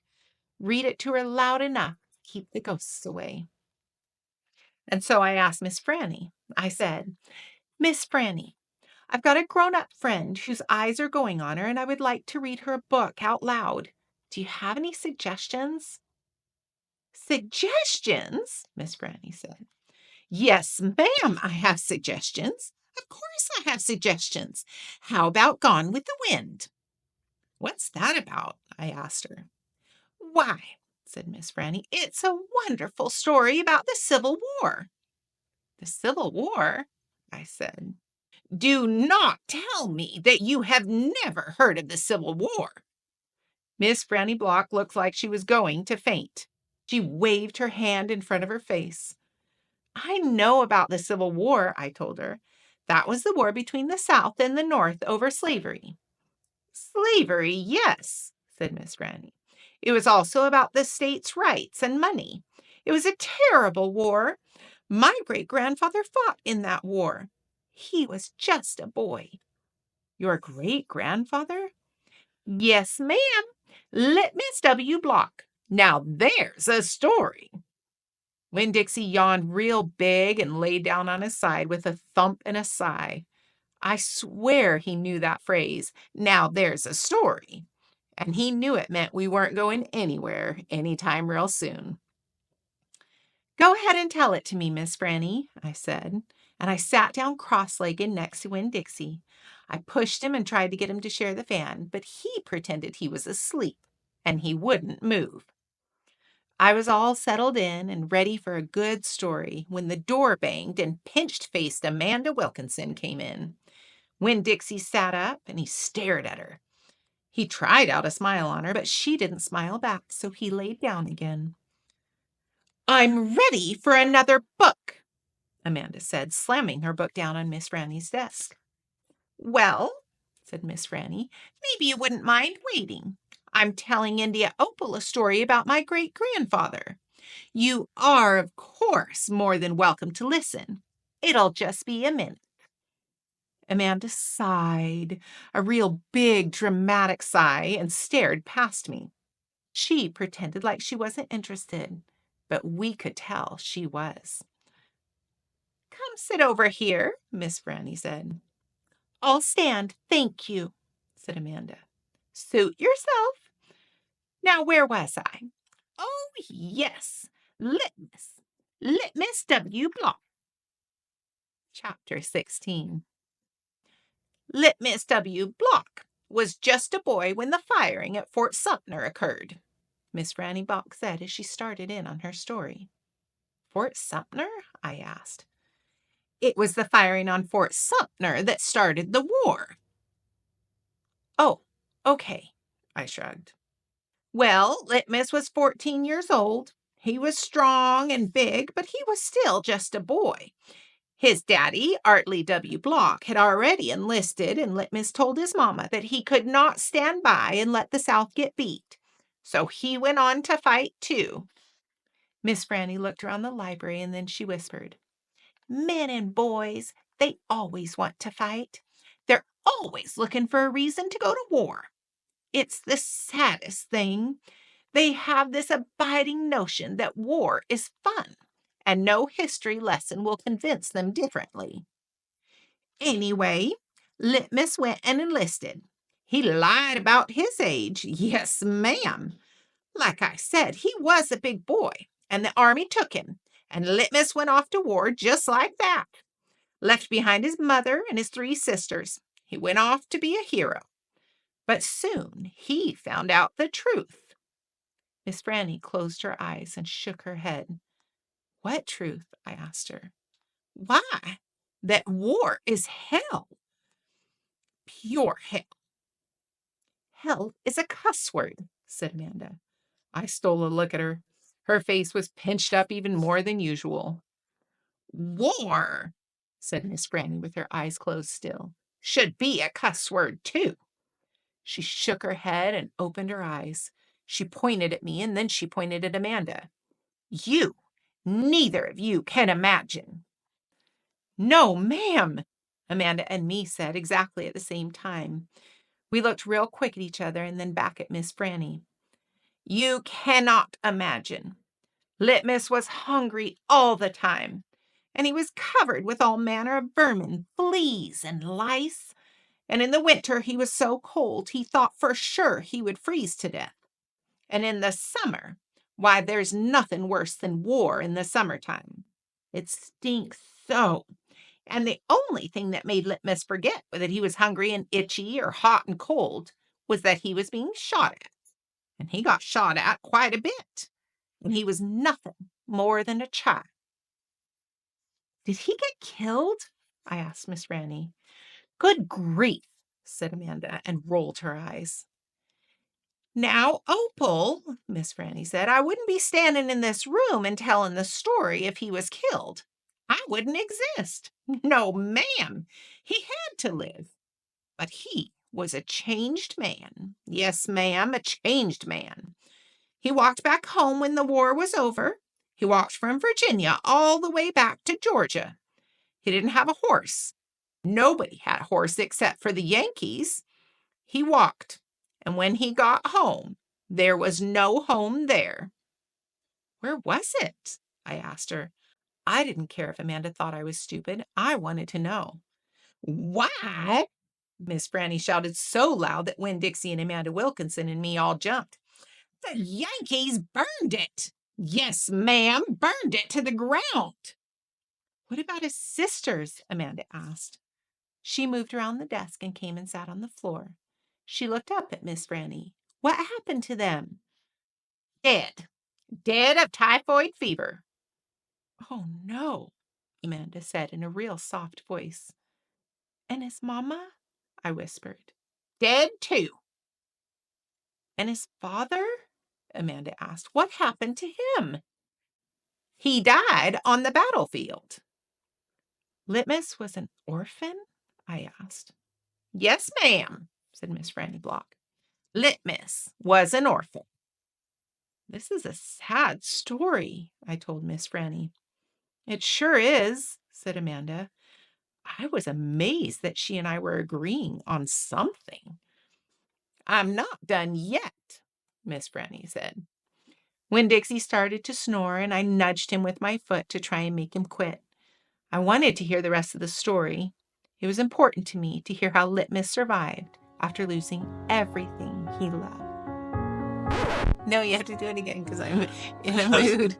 You're making it so instructing Opal with me. It would mean the world to me. Too much words. That always. Dang it! I am so enjoying reading this series to you. It's not a series, it's just a book. Well, Littmus came home from war, said Miss Franny as she went on with her story, and found himself alone.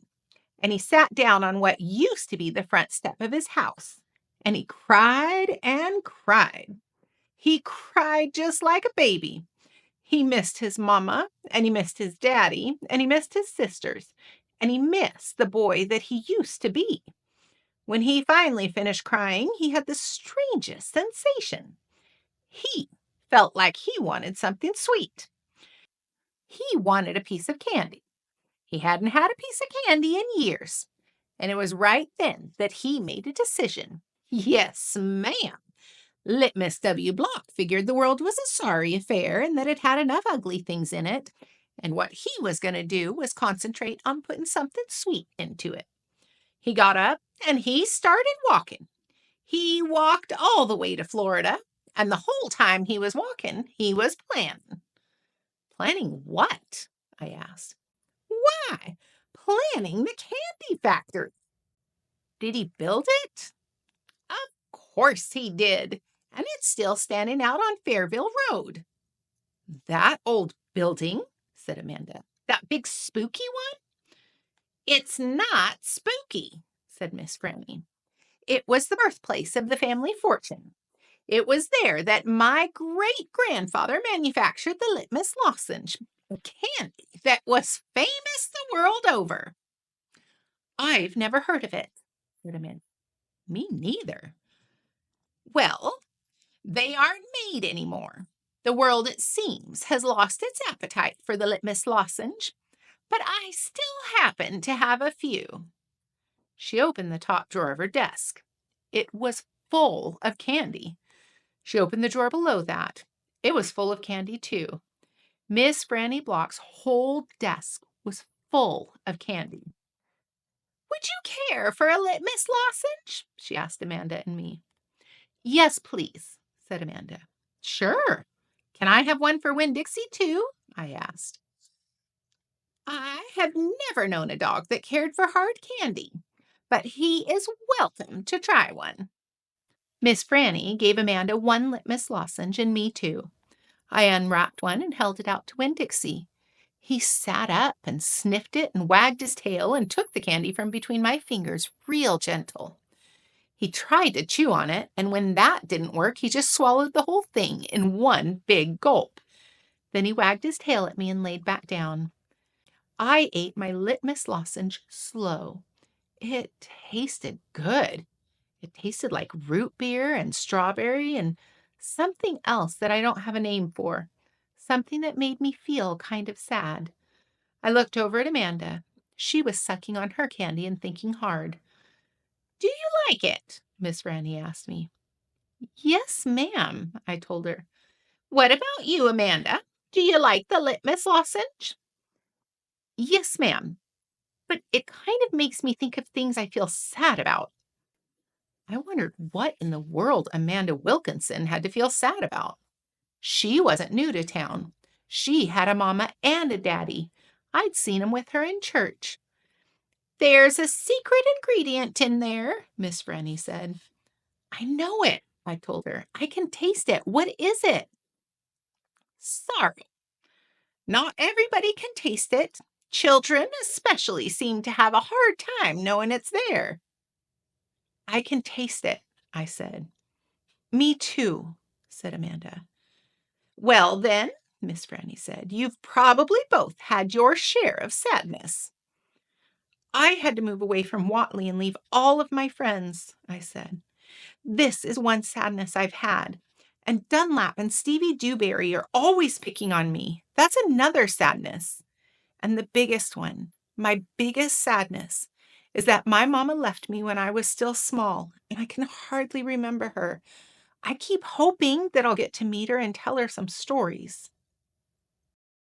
It makes me miss Carson, said Amanda. She sounded like she was going to cry. I have to go. And she got up and almost ran out of the Herman W. Block Memorial Library. Who's Carson? I asked Miss Franny. She shook her head. Sorrow, she said. It's a sorrow-filled world. But how do you put that in a piece of candy? How do you get that taste in there? That's the secret, she said. That's why Littmus made a fortune. He manufactured a piece of candy that tasted sweet and sad all at the same time. Can I have a piece to take to my friend Gloria Dump? And another one to take to Otis down at Gertrude's Pets? And one for the preacher? And one for Sweetie Pie, too? You may have as many as you want, said Miss Franny. So I stuffed my pockets full of Littmus lozenges, and I thanked Miss Franny for the story, and I checked out Gone with the Wind, which is a very big book. And I told Winn Dixie to get up, and the two of us left and went over to Gloria Dump's. I rode right past the Dewberry's house. Dunlap and Stevie were playing football in the yard, and I was just getting ready to stick my tongue out at them. But then I thought about what Miss Franny Block said about war being hell, and I thought about what Gloria Dump said about not judging them too hard. And so I just waved instead. They stood and stared at me, but when I was almost all the way past, I saw Dunlap put up his hand in the air and wave back. Hey, he hollered. Hey, Opal! I waved harder, and I thought about Amanda Wilkinson and how it was neat that she liked a good story the same as I did. And I wondered again, who was Carson? Chapter 18. When we got to Gloria Dump's, I told her I had 2 surprises for her, and I asked which one did she want first, the small one or the big one? The small one, said Gloria. I handed her the Littmus lozenge, and she moved it around in her hands, feeling it. Candy, she said. Yes, ma'am. It's called a Littmus lozenge. Oh, Lord, yes. I remember these candies. My daddy used to eat 'em. She unwrapped the Littmus lozenge and put it in her mouth and nodded her head. Do you like it? I asked her. Mm-hmm. She nodded her head slowly. It tastes sweet, but it also tastes like people leaving. You mean sad? I asked. Does it taste like sorrow to you? That's right. It tastes sorrowful, but sweet. Now, what's surprise number 2? A book, I said. A book? Mm-hmm. I'm going to read it out loud to you. It's called Gone with the Wind. Miss Franny says it's a great book. It's about the Civil War. Do you know all about the Civil War? I have heard it mentioned a time or two, said Gloria, nodding her head and sucking on her Littmus lozenge. It's going to take us a long time to read this book. There are 1,037 pages. Hooey, said Gloria. She leaned back in her chair and crossed her hands on her stomach. Well, we best get started then. And so I read the first chapter of Gone with the Wind out loud to Gloria Dump. I read it enough to keep her ghosts away. and Gloria listened to it good. And when I was done, she said it was the best surprise that she had ever had, and she couldn't wait for chapter 2. That night, I gave the preacher his Littmus lozenge right before he kissed me goodnight. "What's this?" he said. "It's some candy that Miss Franny's great-grandfather invented. It's called a Littmus lozenge." The preacher unwrapped it and put it in his mouth, and after a minute, he started rubbing his nose and nodding his head. "Do you like it?" I asked him. "It has a peculiar flavor." "Root beer?" "Something else." "Strawberry?" "That too, but there's still something else. It's odd." I could see the preacher getting farther and farther away. He was hunching up his shoulders and lowering his chin and getting ready to pull his head inside his shell. "It almost tastes like melancholy," he said. "Melancholy? What's that?" "Sad," said the preacher. He rubbed his nose some more. "It makes me think of your mother." Winn Dixie sniffed at the candy wrapper in the preacher's hand. "It tastes sad," he sighed. "Must be a bad batch." "No," I told him. I sat up in bed. "That's the way it's supposed to taste.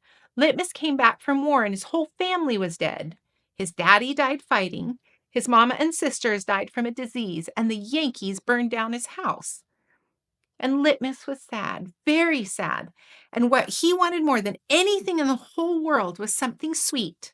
So he built a candy factory and made Littmus lozenges, and he put all the sad he was feeling into the candy." "My goodness," said the preacher. Winn Dixie snuffed at the candy wrapper out of the preacher's hand and started chewing on it. "Give me that," I said to Winn Dixie, but he wouldn't give it up. I had to reach in his mouth and pull it out. "You can't eat candy wrappers," I told him. The preacher cleared his throat. I thought he was going to say something important, maybe tell me another thing he remembered about my mama. But what he said was, "Opal, I had a talk today with Mrs. Dewberry. She said that Stevie said you called him a bald-headed baby." "It's true," I said. "I did. But he calls Gloria Dump a witch all the time, and he calls Otis retarded. And once he even said that his mama said that I couldn't spend all my time with old ladies. That's what he said." "I think you should apologize," said the preacher. "Me?" I said. "Yes, you. You tell Stevie you're sorry if you said anything that hurt his feelings. I'm pretty sure he just wants to be your friend." "I don't think so. I don't think he wants to be my friend." "Some people have a strange way of going about making friends. You apologize." "Yes, sir." Then I remembered Carson. "Daddy," I said, "do you know anything about Amanda Wilkinson?" "What kind of thing?" "Do you know something about somebody named Carson?" "Carson was her brother. He drowned last year." "He's dead?" "Yes," said the preacher. "His family is still suffering a great deal." "How old was he?" "5. He was only 5 years old." "Daddy, how could you not tell me about something like that?" "Other people's tragedies should not be the subject of idle conversation. There was no reason for me to tell you." "It's just that I needed to know," I said, "because it helps explain Amanda. No wonder she's so pinch-faced." "What's that?" "Nothing," I said. "Good night, India Opal." He leaned over and kissed me. I smelled the root beer and the strawberry and the sadness all mixed together on his breath.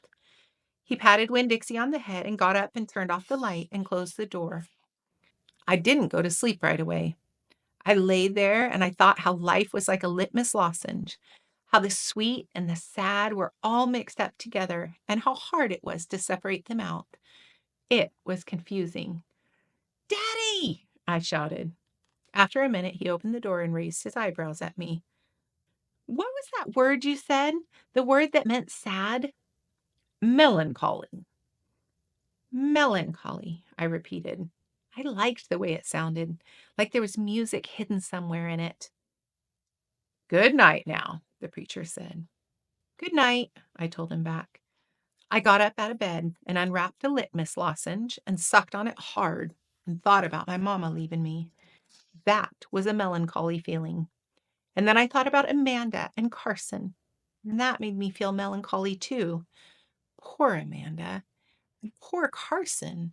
He was the same age as Sweetie Pie, but he would never get to have his 6th birthday party. Chapter 19. In the morning, me and Winn Dixie went down to sweep at the pet store, and I took a Littmus lozenge for Otis. Is it Halloween? Otis asked when I handed him the candy. No, why? I asked. Well, you're giving me candy. It's just a gift for today. Oh, said Otis. He unwrapped the Littmus lozenge and put it in his mouth, and after a minute, tears started rolling down his face. Thank you, he said. Do you like it? I asked him. He nodded his head. It tastes good, but it also tastes a little bit like being in jail. Gertrude! Gertrude squawked. She picked up the Littmus lozenge wrapper in her beak and then dropped it and looked around. Gertrude! She screamed again. You can't have any, I told her. It's not for birds.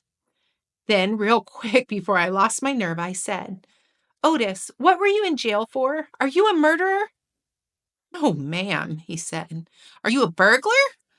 No, ma'am, Otis said again. He sucked on his candy and stared down at his pointy-toed boots. You don't have to tell me, I said. I was just wondering. I ain't a dangerous man, Otis said, if that's what you're thinking. I'm lonely, but I ain't dangerous. Okay, I said, and I went to the back room to get my broom. When I came back out, Otis was standing there, still staring down at his feet. It was all on account of the music, he said. What was? I asked. Why I went to jail. It was on account of the music. What happened? I wouldn't stop playing my guitar. Used to be, I played it on the street, and sometimes people would give me money. I didn't do it for the money. I did it because the music is better off if someone's listening to it. Anyway, the police came, and they told me to stop it. They said I was breaking the law, and the whole time they were talking to me, I went on playing my music, and that made them mad, and they tried to put handcuffs on me. I didn't like that. I wouldn't have been able to play my guitar with those things on. Then what happened? I asked him. I hit them, he whispered. You hit the police? Uh-huh, one of them. I knocked him out. Then I went to jail, and they locked me up and they wouldn't let me have my guitar. And when they finally let me out, they made me promise that I would never play my guitar on the street again. He looked up at me real quick and then back down at his boots. And I don't. I only play it in here for the animals. Gertrude, the human Gertrude that owns the shop, gave me this job when she read about me in the paper, and she said it's all right for me to play my music for the animals. You play your music for me and Winn Dixie and Sweetie Pie, I said. Yeah, but you ain't out on the street. Thank you for telling me about it, Otis, I said. It's all right, he said. I don't mind. Sweetie Pie came in and I gave her a Littmus lozenge, and she spit it right out and said it tasted bad. She said it tasted like not having a dog. I swept the floor real slow that day. I wanted to keep Otis company. I didn't want him to be lonely. Sometimes it seemed like everybody in the world was lonely. I thought about my mama. Thinking about her was the same as that hole you keep feeling with your tongue after you lose a tooth. Time after time, my mind kept going to that empty spot, the spot where I felt like she should be. I'm putting something sweet in it. Dang it. Stop. Arizona, 2 o'clock. I was hoping that would be okay, just a little glitch.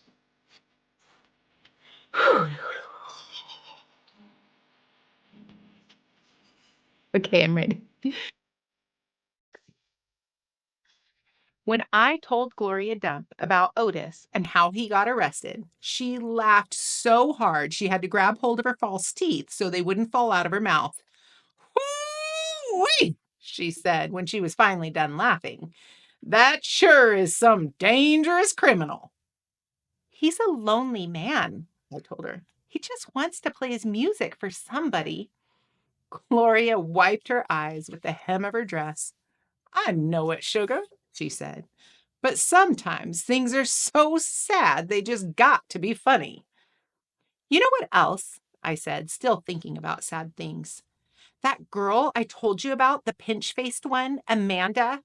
Well, her brother drowned last year. He was only 5 years old, the same age as Sweetie Pie Thomas." Gloria stopped her smiling. She nodded her head. "I remember hearing about that," she said. "I remember hearing about that little boy who drowned." "That's why Amanda is so pinched-faced," I said. "She misses her brother." "Most likely," Gloria agreed. "Do you think everybody misses somebody? Like how I miss my mama?" "Mm-hmm." She closed her eyes. "I believe sometimes that the whole world has an aching heart." I couldn't stand to think about sad things that couldn't be helped anymore, so I said, "Do you want to hear some more from Gone with the Wind?" "Yes, indeed," Gloria said. "I've been looking forward to it all day. Let's see what Miss Scarlet is up to now." I opened Gone with the Wind and started to read. But the whole time I was thinking about Otis, worrying about him not being allowed to play his guitar for people. In the book, Scarlet was looking forward to going to a big barbecue where there was going to be music and food. That's how I got an idea. "That's what we need to do," I said. I slammed the book shut. Winn Dixie's head shot up from underneath Gloria's chair. He looked all around, all nervous like. "Huh?" said Gloria Dump. "Have a party," I told her. "We need to have a party and invite Miss Franny Block and the preacher and Otis can play his guitar for everybody. Sweetie Pie can come too. She listens to his music good." "We who?" Gloria asked. "We, me and you. We can make some food and have the party right here in your yard." Said Gloria Dump. "We could make peanut butter sandwiches and cut them in triangles and make them look all fancy." "Lord," said Gloria Dump. "I don't know if the whole world likes peanut butter as much as you and me and this dog." "Okay, then," I said. "We can make egg salad sandwiches. Adults like those." "You know how to make egg salad?" "No, ma'am," I said. "I don't have a mama around to teach me things like that. But I bet you know. I bet you could teach me. Please." "Maybe," said Gloria Dump. She put her hand on Winn Dixie's head. She smiled at me. I knew she was telling me yes. "Thank you," I said, and went over and hugged her. I squeezed her hard. Winn Dixie wagged his tail and tried to get in between the two of us. He couldn't stand being left out of anything. "It's going to be the best party ever," I told her. "You've got to make me one promise, though," Gloria said. "All right," I told her. "You got to invite them Dewberry boys." "Dunlap and Stevie?" "Mm-hmm. Ain't gonna be no party unless you invite them." "I have to?" "Yes," said Gloria Dump. "You promise me." "I promise," I said. I didn't like the idea, but I promised. I started inviting people right away. I asked the preacher first. "Daddy," I said. "Opal," the preacher said back. "Daddy, me and Winn Dixie and Gloria Dump are having a party." "Well," said the preacher, "that's nice. You have a good time." "Daddy," I said, "I'm telling you because you're invited." "Oh," said the preacher. He rubbed his nose. "I see." "Can you come?" I asked him. He sighed. "I don't see why not," he said. Miss Franny Block took to the idea right away. "A party?" she said and clapped her hands together. "Yes, ma'am," I told her. "It will be kind of like the barbecue at the 12 Oaks in Gone with the Wind, only it's not going to be as many people, and we're going to serve egg salad sandwiches instead of barbecue." "That sounds lovely," Miss Franny said, and then she pointed at the back of the library and whispered, maybe you should ask Amanda, too." "She probably won't want to come," I said. "She doesn't like me very much." "Ask her and see what she says," Miss Franny whispered. So I walked to the back of the library and I asked Amanda Wilkinson in my best manners voice to come to my party. She looked around all nervous and stuff. "A party?" she said. "Yes," I said. "I sure would like it if you could come." She stared at me with her mouth wide open. "Okay. Yes, thank you. I would love to." And just like I promised Gloria, I asked the Dewberry boys. "I ain't going to no party at a witch's house," Stevie said. Dunlap knocked Stevie with his elbow. "We'll come," he said. "We will not," said Stevie. "That witch might cook us in her big old witch's pot." "I don't care if you come or not," I told them. "I'm just asking because I promised I would." "We'll be there," said Dunlap, and he nodded at me and smiled. Sweetie Pie was very excited when I asked her. "What's the theme?" she asked. "Well, there isn't one," I said. "You've got to think of a theme," she told me. She stuck her knuckle in her mouth and then pulled it back out. "It ain't a party without a theme. Is this dog coming?" She wrapped her arms around Winn Dixie and squeezed him so hard his eyes almost popped out of his head. "Yes," I told her. "Good," she said. "You could make that the theme. It could be a dog party." "I'll think about it," I told her. The last person I asked was Otis. I told him all about the party and that he was invited. No, thank you." "Why not?" I asked. "I don't like parties," said Otis. "Please," I begged. "It won't be a party unless you come. I'll give you a whole free week of sweeping and arranging and dusting. If you come to the party, that's what I'll do." "A whole week for free?" Otis said, looking up at me. "Yes, sir." "But I don't have to talk to people, right?" "No, sir. You don't, but bring your guitar. Maybe you could play us some music." "Maybe," said Otis. He looked down at his boots again real quick, trying to hide his smile. "Thank you," I told him. "Thank you for deciding to come." Chapter 21.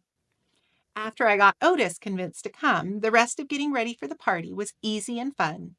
Me and Gloria decided to have the party at night, when it would be cooler.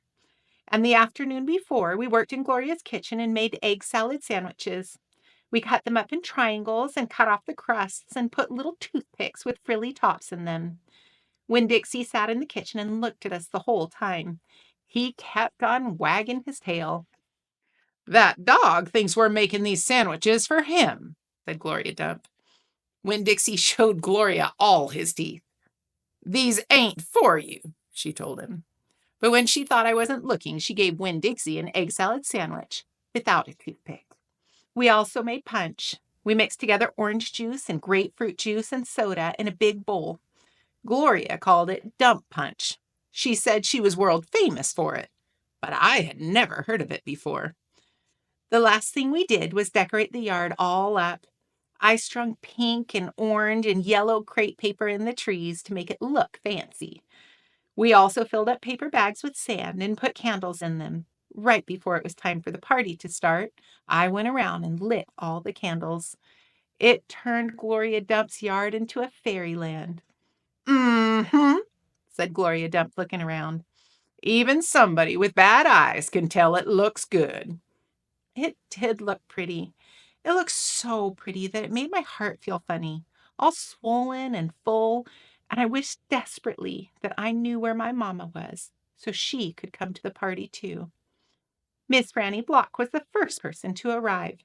She was wearing a pretty green dress that was all shiny and shimmery, and she had on high-heeled shoes that made her wobble back and forth when she walked. Even when she was standing still, she kind of still swayed, like she was standing on a boat. She was carrying a big glass bowl full of Littmus Lozenges. "I brought a little after-dinner treat," she said, handing the bowl to me. "Thank you," I said, and put the bowl on the table next to the egg salad sandwiches and the punch. Then I introduced Miss Franny to Gloria, and they shook hands and said polite things to each other. And then Sweetie Pie's mother came by with Sweetie Pie. Sweetie Pie had a whole handful of pictures of dogs that she had cut out of magazines. "It's to help you with your theme," she said. "You can use them to decorate. I brung tape, too." And she started going around, taping pictures of the dogs to trees and the chairs and the tables. "She ain't talked about nothing but this party all day long," said her mother. "Can you walk her home when it's over?" I promised that I would, and then I introduced Sweetie Pie to Miss Franny and to Gloria, and right after that, the preacher showed up. He was wearing a coat and a tie, and he looked real serious. He shook Gloria Dump's hand and Miss Franny Block's hand and said how pleased he was to meet both of them, and how he had heard nothing but good things about both of them. He patted Sweetie Pie Thomas on the head and said it was good to see her outside of church. And the whole time, Winn Dixie was standing right in the middle of everybody, wagging his tail so hard that I thought for sure he would knock Miss Franny right off of her high heels. Amanda Wilkinson came, and she had her blonde hair all curled up, and she looked shy and not as mean as usual, and I stood real close to her and introduced her to Gloria Dump. I was surprised at how glad I was to see Amanda. And I wanted to tell her that I knew about Carson. And I wanted to tell her that I understood about losing people. But I didn't say anything. I was just extra nice.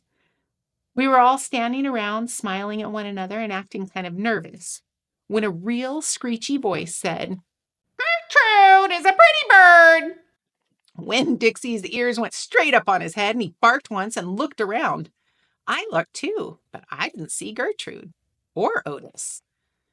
"I'll be right back," I said to everybody. Me and Winn Dixie went running around to the front of the house, and sure enough, standing there on the sidewalk was Otis. He had his guitar on his back and Gertrude on his shoulder, and in his hands he was holding the biggest jar of pickles that I had ever seen in my entire life. "Otis," I said to him, "come around back. That's where the party is." "Oh," he said, but he didn't move. He just stood there, holding on to his jar of pickles. "Dog!" screeched Gertrude. She flew off Otis's shoulder and landed on Winn Dixie's head. "It's all right, Otis," I told him. "It's just a few people, hardly any people at all." "Oh," said Otis again. He looked around like he was lost, and then he held up the big jar of pickles. "I brought pickles," he said. "I saw them," I said. "It's exactly what we needed. They will go perfect with the egg salad sandwiches." I talked to him real soft and gentle and low, like he was a wild animal that I was trying to get to take some food out of my hand. He took one tiny step forward. "Come on," I whispered. I started walking, and Winn Dixie followed me. And when I turned around, I saw that Otis was following too. Chapter 22. Otis followed me all the way to the backyard where the party was. Before he could run away, I introduced him to the preacher. "Daddy," I said, "this is Otis. He's the one who runs Gertrude's Pets. He's the one who plays the guitar so good." "How do you do?" said the preacher. He stuck out his hand to Otis. And Otis stood there and shuffled his big jar of pickles back and forth, trying to free up a hand to offer back to the preacher. Finally, he ended up bending over and setting the jar down on the ground. But when he did that, his guitar slid forward and hit him in the head with a little boing sound. Sweetie Pie laughed and pointed at him like he was doing the whole thing on purpose, just to amuse her. "Ouch," said Otis. He stood back up and took the guitar off his shoulder and put it down on the ground next to the jar of pickles. And then he wiped his hand on his pants and stuck it out to the preacher, who took it and said, "It sure is a pleasure to shake your hand." "Thank you," said Otis. "I brought pickles." "I noticed," said the preacher. After the preacher and Otis were done shaking hands, I introduced Otis to Miss Franny Block and to Amanda. And then I introduced him to Gloria Dump. Gloria took his hand and smiled at him, and Otis looked right into her eyes and smiled back. He smiled big. "I brought pickles for your party," Otis told her. "I am so glad," she said. "It just ain't a party without pickles." Otis looked down at his jar of pickles. His face went all red. "Opal," Gloria said, "when are them boys getting here?" "I don't know," I shrugged. I told them what time we were starting. What I didn't tell her is that they probably weren't coming because they were afraid to go to a party at a witch's house. Well, said Gloria, we got egg salad sandwiches, we got dump punch, we got pickles, we got dog pictures, and we got Littmus Lozenges. And we've got a preacher who can bless this party for us. Gloria Dump looked over at the preacher. He nodded his head at Gloria and cleared his throat and said, Dear God, thank you for the warm summer nights and candlelight and good food. But thank you most of all for friends. We appreciate the complicated and wonderful gifts you give us in each other. And we appreciate the task you put down before us of loving each other the best we can, even as you love us. We pray in Christ's name. Amen. Amen, said Gloria Dump. Amen, I whispered. Gertrude, croaked Gertrude. Are we fixing to eat now? Said Sweetie Pie. Shh, said Amanda. Winn Dixie sneezed.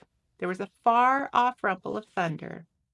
I thought at first that Winn Dixie's stomach was growling.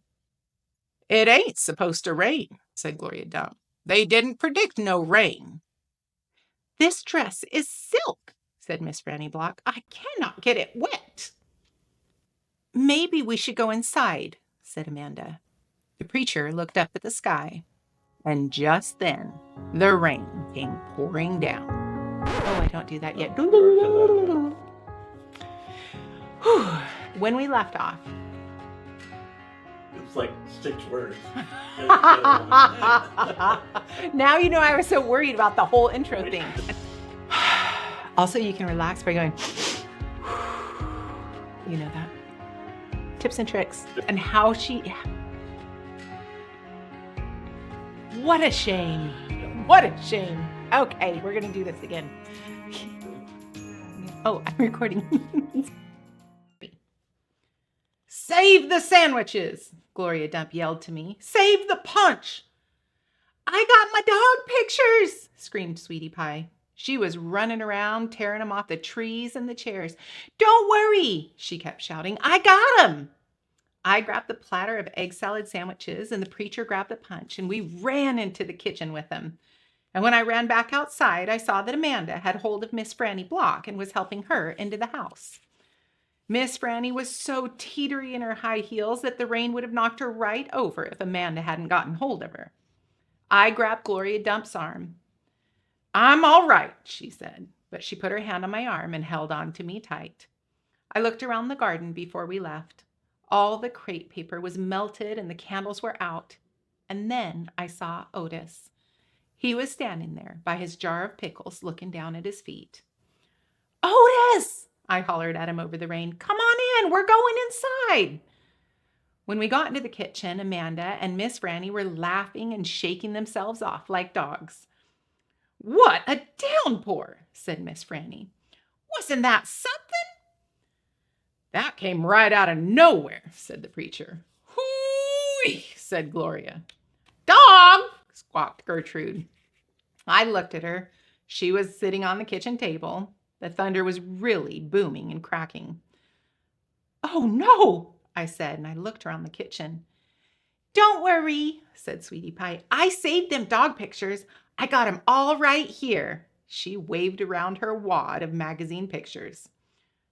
Where's Winn Dixie? I shouted. I forgot about him.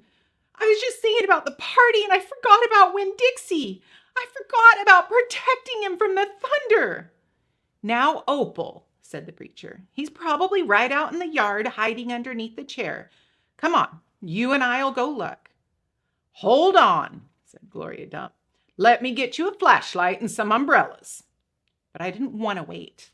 I went out running into the yard. I looked under all the chairs and all the bushes and trees. I called his name real loud. I felt like crying. It was my fault. I was supposed to hold on to him. And I forgot. Opal, I heard the preacher call. I looked up. He was standing on the porch with Gloria. And Dunlap and Stevie Dewberry were standing there too. Your guests are here, the preacher said. I don't care, I hollered. Come on up here, Gloria Dump said, her voice all hard and serious. She shone her flashlight out at me. I walked up on the porch and she handed me the flashlight. Tell these boys, hey, you tell them that you're glad they came and that you'll be right back just as soon as you find your dog. Hey, I said, thank you for coming. I just got to find Winn Dixie and I'll be right back. Stevie stared at me with his mouth wide open. You want me to help? Dunlap asked. I shook my head and I tried not to cry. Come here, child, Gloria Dump said. She reached for me and pulled me close to her and whispered in my ear, there ain't no way you can hold on to something that wants to go. You understand? You can only love what you got while you got it. She squeezed me hard. Good luck now, she called at me as the preacher and I stepped off the porch and out into the rain. Good luck, Miss Franny called from the kitchen. That dog ain't lost, I heard Sweetie Pie holler to somebody inside. That dog's too smart to get lost. I turned around and looked back, and the last thing I saw was the porch light shining on Dunlap Dewberry's bald head. It made me sad, him standing there on Gloria's porch, his bald head glowing. Dunlap saw me looking, and he raised up his hand and waved to me. I didn't wave back. Chapter 24. Me and the preacher started walking and calling Winn Dixie's name. I was glad it was raining so hard because it made it easy to cry. I cried and I cried and I cried, and the whole time I was calling for Winn Dixie. Winn Dixie! I screamed. Winn Dixie! The preacher shouted, and then he whistled loud and long. But Winn Dixie didn't show up. We walked all through downtown.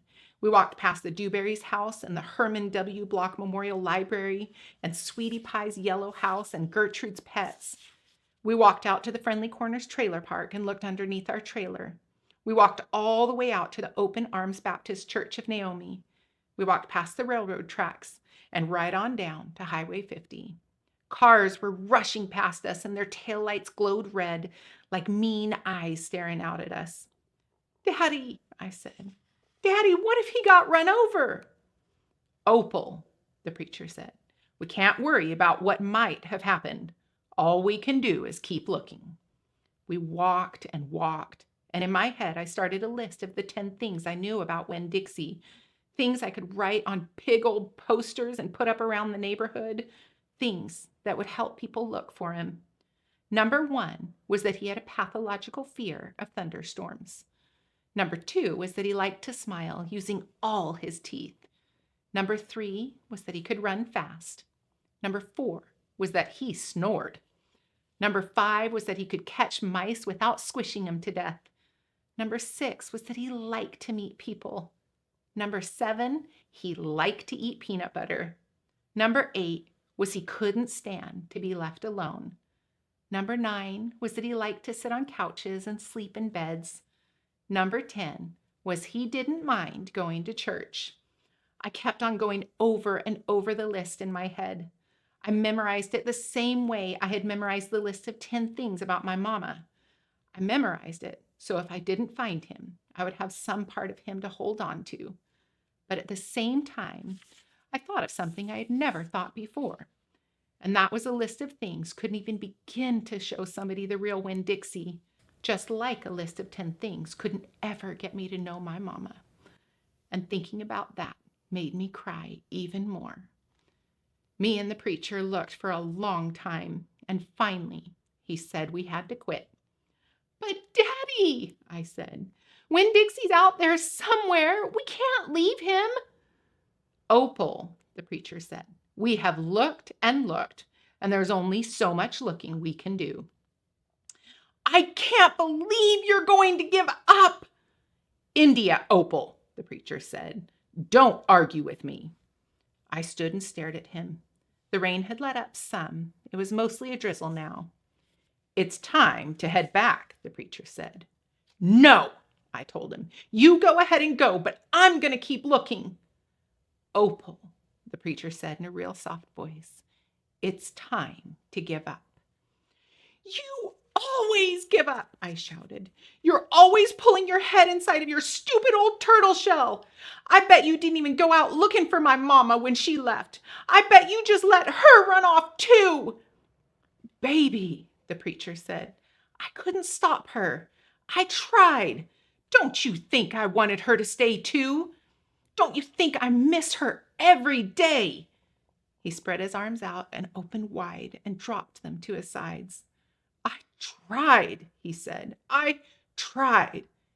And then he did something I couldn't believe. He started to cry. The preacher was crying. His shoulders were moving up and down, and he was making snuffly noises. And don't believe that losing Winn Dixie doesn't upset me as much as it does you, he said. I loved that dog. I love him too. Daddy, I said. I went and wrapped my arms around his waist. He was crying so hard he was shaking.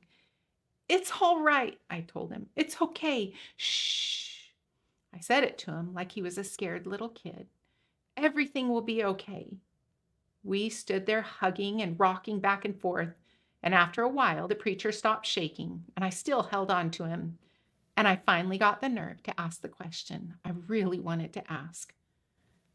Do you think she's ever going to come back? I whispered. No, said the preacher. No, I do not.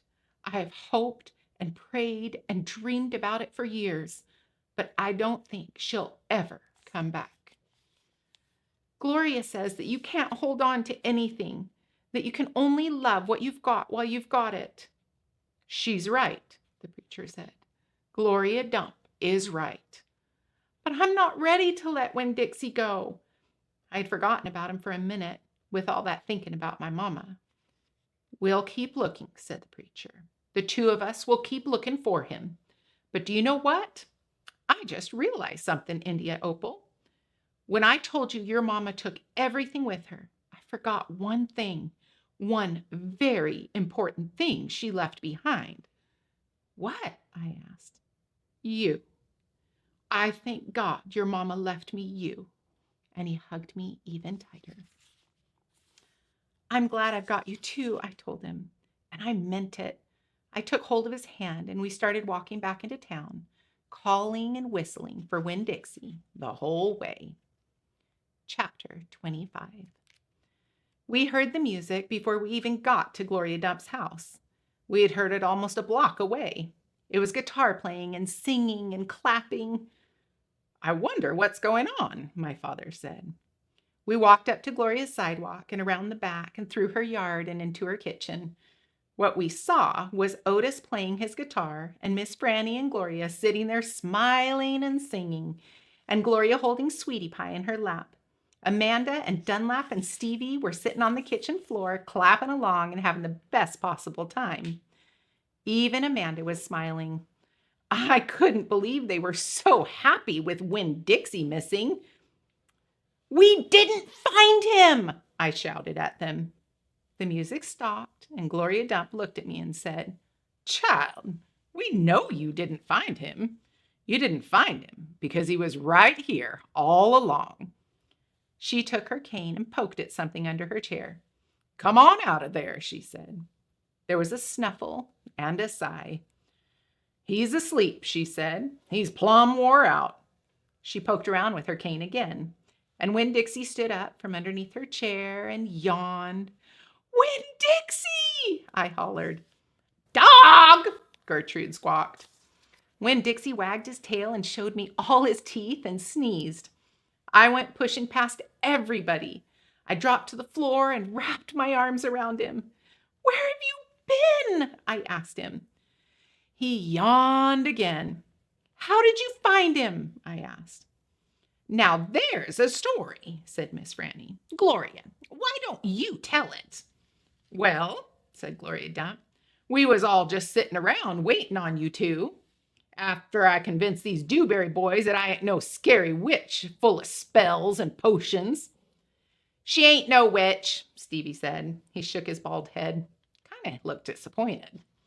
Nah, said Dunlap. She ain't. If she was, she would have turned us into toads by now. He grinned. I could have told you that she wasn't a witch. Witches don't exist, said Amanda. They're just myths. All right now, said Gloria. What happened was we got through all them witchy things, and then Franny said, "Why don't we have a little music while we wait for you two to get back?" And so Otis played his guitar, and whoo-wee, there ain't a song he don't know. And if he didn't know it, he can pick it up right quick if you hum it to him. He's got a gift. Gloria stopped and smiled over at Otis, and he smiled back. He looked all lit up from the inside. "Tell what happened," said Sweetie Pie. "Tell about the dog." "So," said Gloria, "Franny and me, we started thinking about all those songs we knew from when we were girls. We got Otis to play them, and we started singing them, teaching the words to these children." "And then somebody sneezed," Sweetie Pie shouted. "That's right," said Gloria. "Somebody sneezed, and it ain't one of us. So we looked around, wondering who did, thinking that maybe we got us a burglar in the house. We looked around, and we didn't see nothing. So we started singing again. And sure enough, there was another big achoo. Sounded like it was coming from my bedroom. So I sent Otis in there. I said, 'Otis, go on in there and see who's sneezing.' So Otis went. And do you know what he found?" I shook my head. "Winn Dixie!" shouted Sweetie Pie. "That dog of yours was all hid underneath my bed, squeezed under there like the world was about to end. But he was smiling like a fool every time he heard Otis play the guitar, smiling so hard he sneezed." My daddy laughed. "It is true," Miss Franny said. "It's the truth," said Stevie. Dunlap nodded and smiled right at me. "So," Gloria Dump said, "Otis played his guitar right to that dog, and a little bit at a time when Dixie came creeping out from underneath the bed." "He was covered in dust," said Amanda. "He looked like a ghost," said Dunlap. "Yeah," said Sweetie Pie, "just like a ghost." "Mm-hmm," said Gloria. "Looked just like a ghost. Anyway, the storm stopped for a while, and your dog settled underneath my chair and fell asleep. And that's where he's been ever since, just waiting on you to come back and find him." "Winn Dixie," I said. I hugged him so tight he wheezed. "We were out there whistling and calling for you, and you were right here all along. Thank you," I said to everybody. "Well," said Gloria Dump, "we didn't do nothing. We just sat here and waited and sang some songs. We all got to be good friends now. The punch ain't nothing but water, and the egg salad sandwiches got tore up by the rain. You got to eat 'em with a spoon if you want egg salad. But we got pickles to eat and Littmus Lozenges. And we still got a party going on." My daddy pulled out a kitchen chair and sat down. "Otis," he said, "do you know any hymns?" "I know some," said Otis. "You hum it," said Miss Franny, nodding her head, "and he can play it." So my daddy started humming something, and Otis started picking it out on his guitar. And Winn Dixie wagged his tail and lay back down underneath Gloria's chair. I looked around the room at all the different faces, and I felt my heart swell up inside me with pure happiness. "I'll be back in a minute," I said. But they were all singing now and laughing, and Winn Dixie was snoring, so no one heard me. Chapter 26. Outside, the rain had stopped and the clouds had all gone away, and the sky was so clear it seemed like I could see every star ever made. I walked all the way to the back of Gloria Dump's yard. I walked back there and looked under her mistake tree. The bottles were quiet. There wasn't a breeze, so they were just hanging there. I looked at the tree, and then I looked up at the sky. "Mama," I said, just like she was standing right there in front of me, "I know 10 things about you, and that's not enough. That's not nearly enough. But Daddy is going to tell me more. I know he will, now that he knows you're not coming back. He misses you, and I miss you. But my heart doesn't feel empty anymore. It's full all the way up to the top. I'll still think about you, I promise, but probably not as much as I did this summer." That's what I said that night under Gloria Dump's mistake tree. And after I was done saying it, I just stood staring up at the sky, looking at the constellations and the planets. And then I remembered my own tree, the one Gloria had helped me plant. I hadn't looked for it for a long time, so I went crawling around on my hands and knees searching for it. And when I found it, I was surprised at how much it had grown. It was still small. It looked more like a plant than a tree. But the leaves and the branches felt real strong and good and right.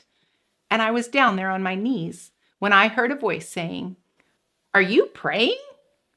I looked up. It was Dunlap. "No," I said, "I am not praying. I'm thinking." He crossed his arms and looked down at me. "What about?" he asked. "All kinds of different things," I said. "I'm sorry that I called you and Stevie bald-headed babies." "That's all right," he said. "Gloria told me to come out here and get you." "I told you she wasn't a witch." "I know it," he said. "I knew all along. I was just teasing you." "Oh," I said. I looked at him close. It was hard to see him in the dark yard. "Ain't you ever going to stand up?" he said. "Yeah." And then he surprised me. He did something I never in a million years thought a Dewberry boy would do. He held out his hand to help me up, and I took it. I let him help me to my feet. "I'll race you back to the house," Dunlap said, and he started to run. "Okay," I shouted, "but I'm warning you, I'm fast." We ran, and I beat him. I touched the corner of Gloria Dump's house right before he did. "You shouldn't be running around in the dark," said Amanda. She was standing on the porch looking out at us. "You could trip over something." "Oh, Amanda," said Dunlap, and he shook his head.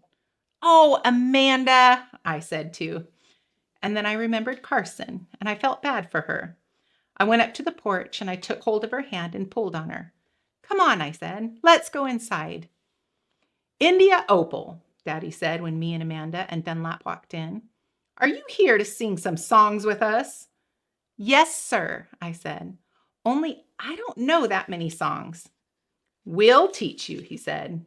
He smiled at me real big. It was a good thing to see. "That's right," said Gloria Dump. "We will." Sweetie Pie was still sitting in her lap, but her eyes were closed. "Care for a Littmus lozenge?" Miss Franny asked, passing me the bowl. "Thank you," I told her. I took a Littmus lozenge and unwrapped it and put it in my mouth. "Do you want a pickle?" Otis asked, holding up a big jar of pickles. "No, thank you," I said. "Not right now." Winn Dixie came out from underneath Gloria Dump's chair. He sat down next to me and leaned into me the same as I was leaning into my daddy. And Amanda stood right there beside me. And when I looked over at her, she didn't look pinch-faced at all to me. Dunlap cracked his knuckles and said, "Well, are we going to sing or what?" "Yeah," Stevie echoed. "Are we going to sing or what?" "Let's sing," said Sweetie Pie, opening her eyes and sitting up straight. "Let's sing for the dog." Otis laughed and strummed his guitar, and the flavor of the Littmus lozenge opened in my mouth like a flower blooming, all sweet and sad.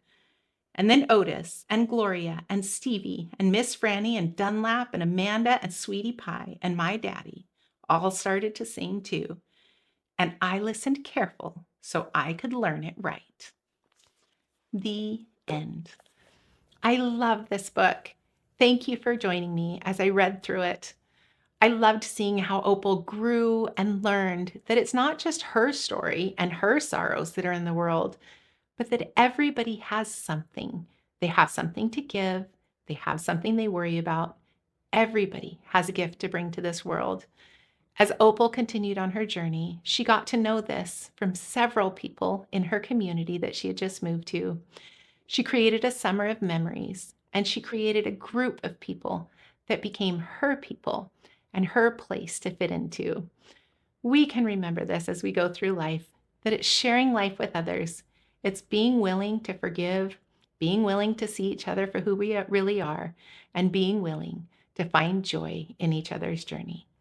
Thanks for joining me. And remember, always look for the good in the world or create it yourself. We'll see you next time. Chapter 22. Oz. Uh-oh. It's so disheartening that I keep messing up. Oh, It's not. Okay. Yes. Take two. Go team.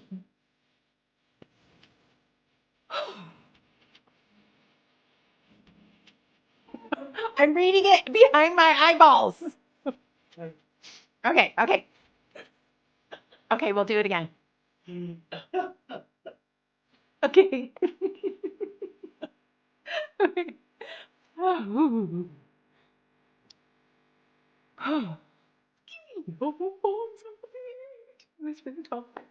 First time.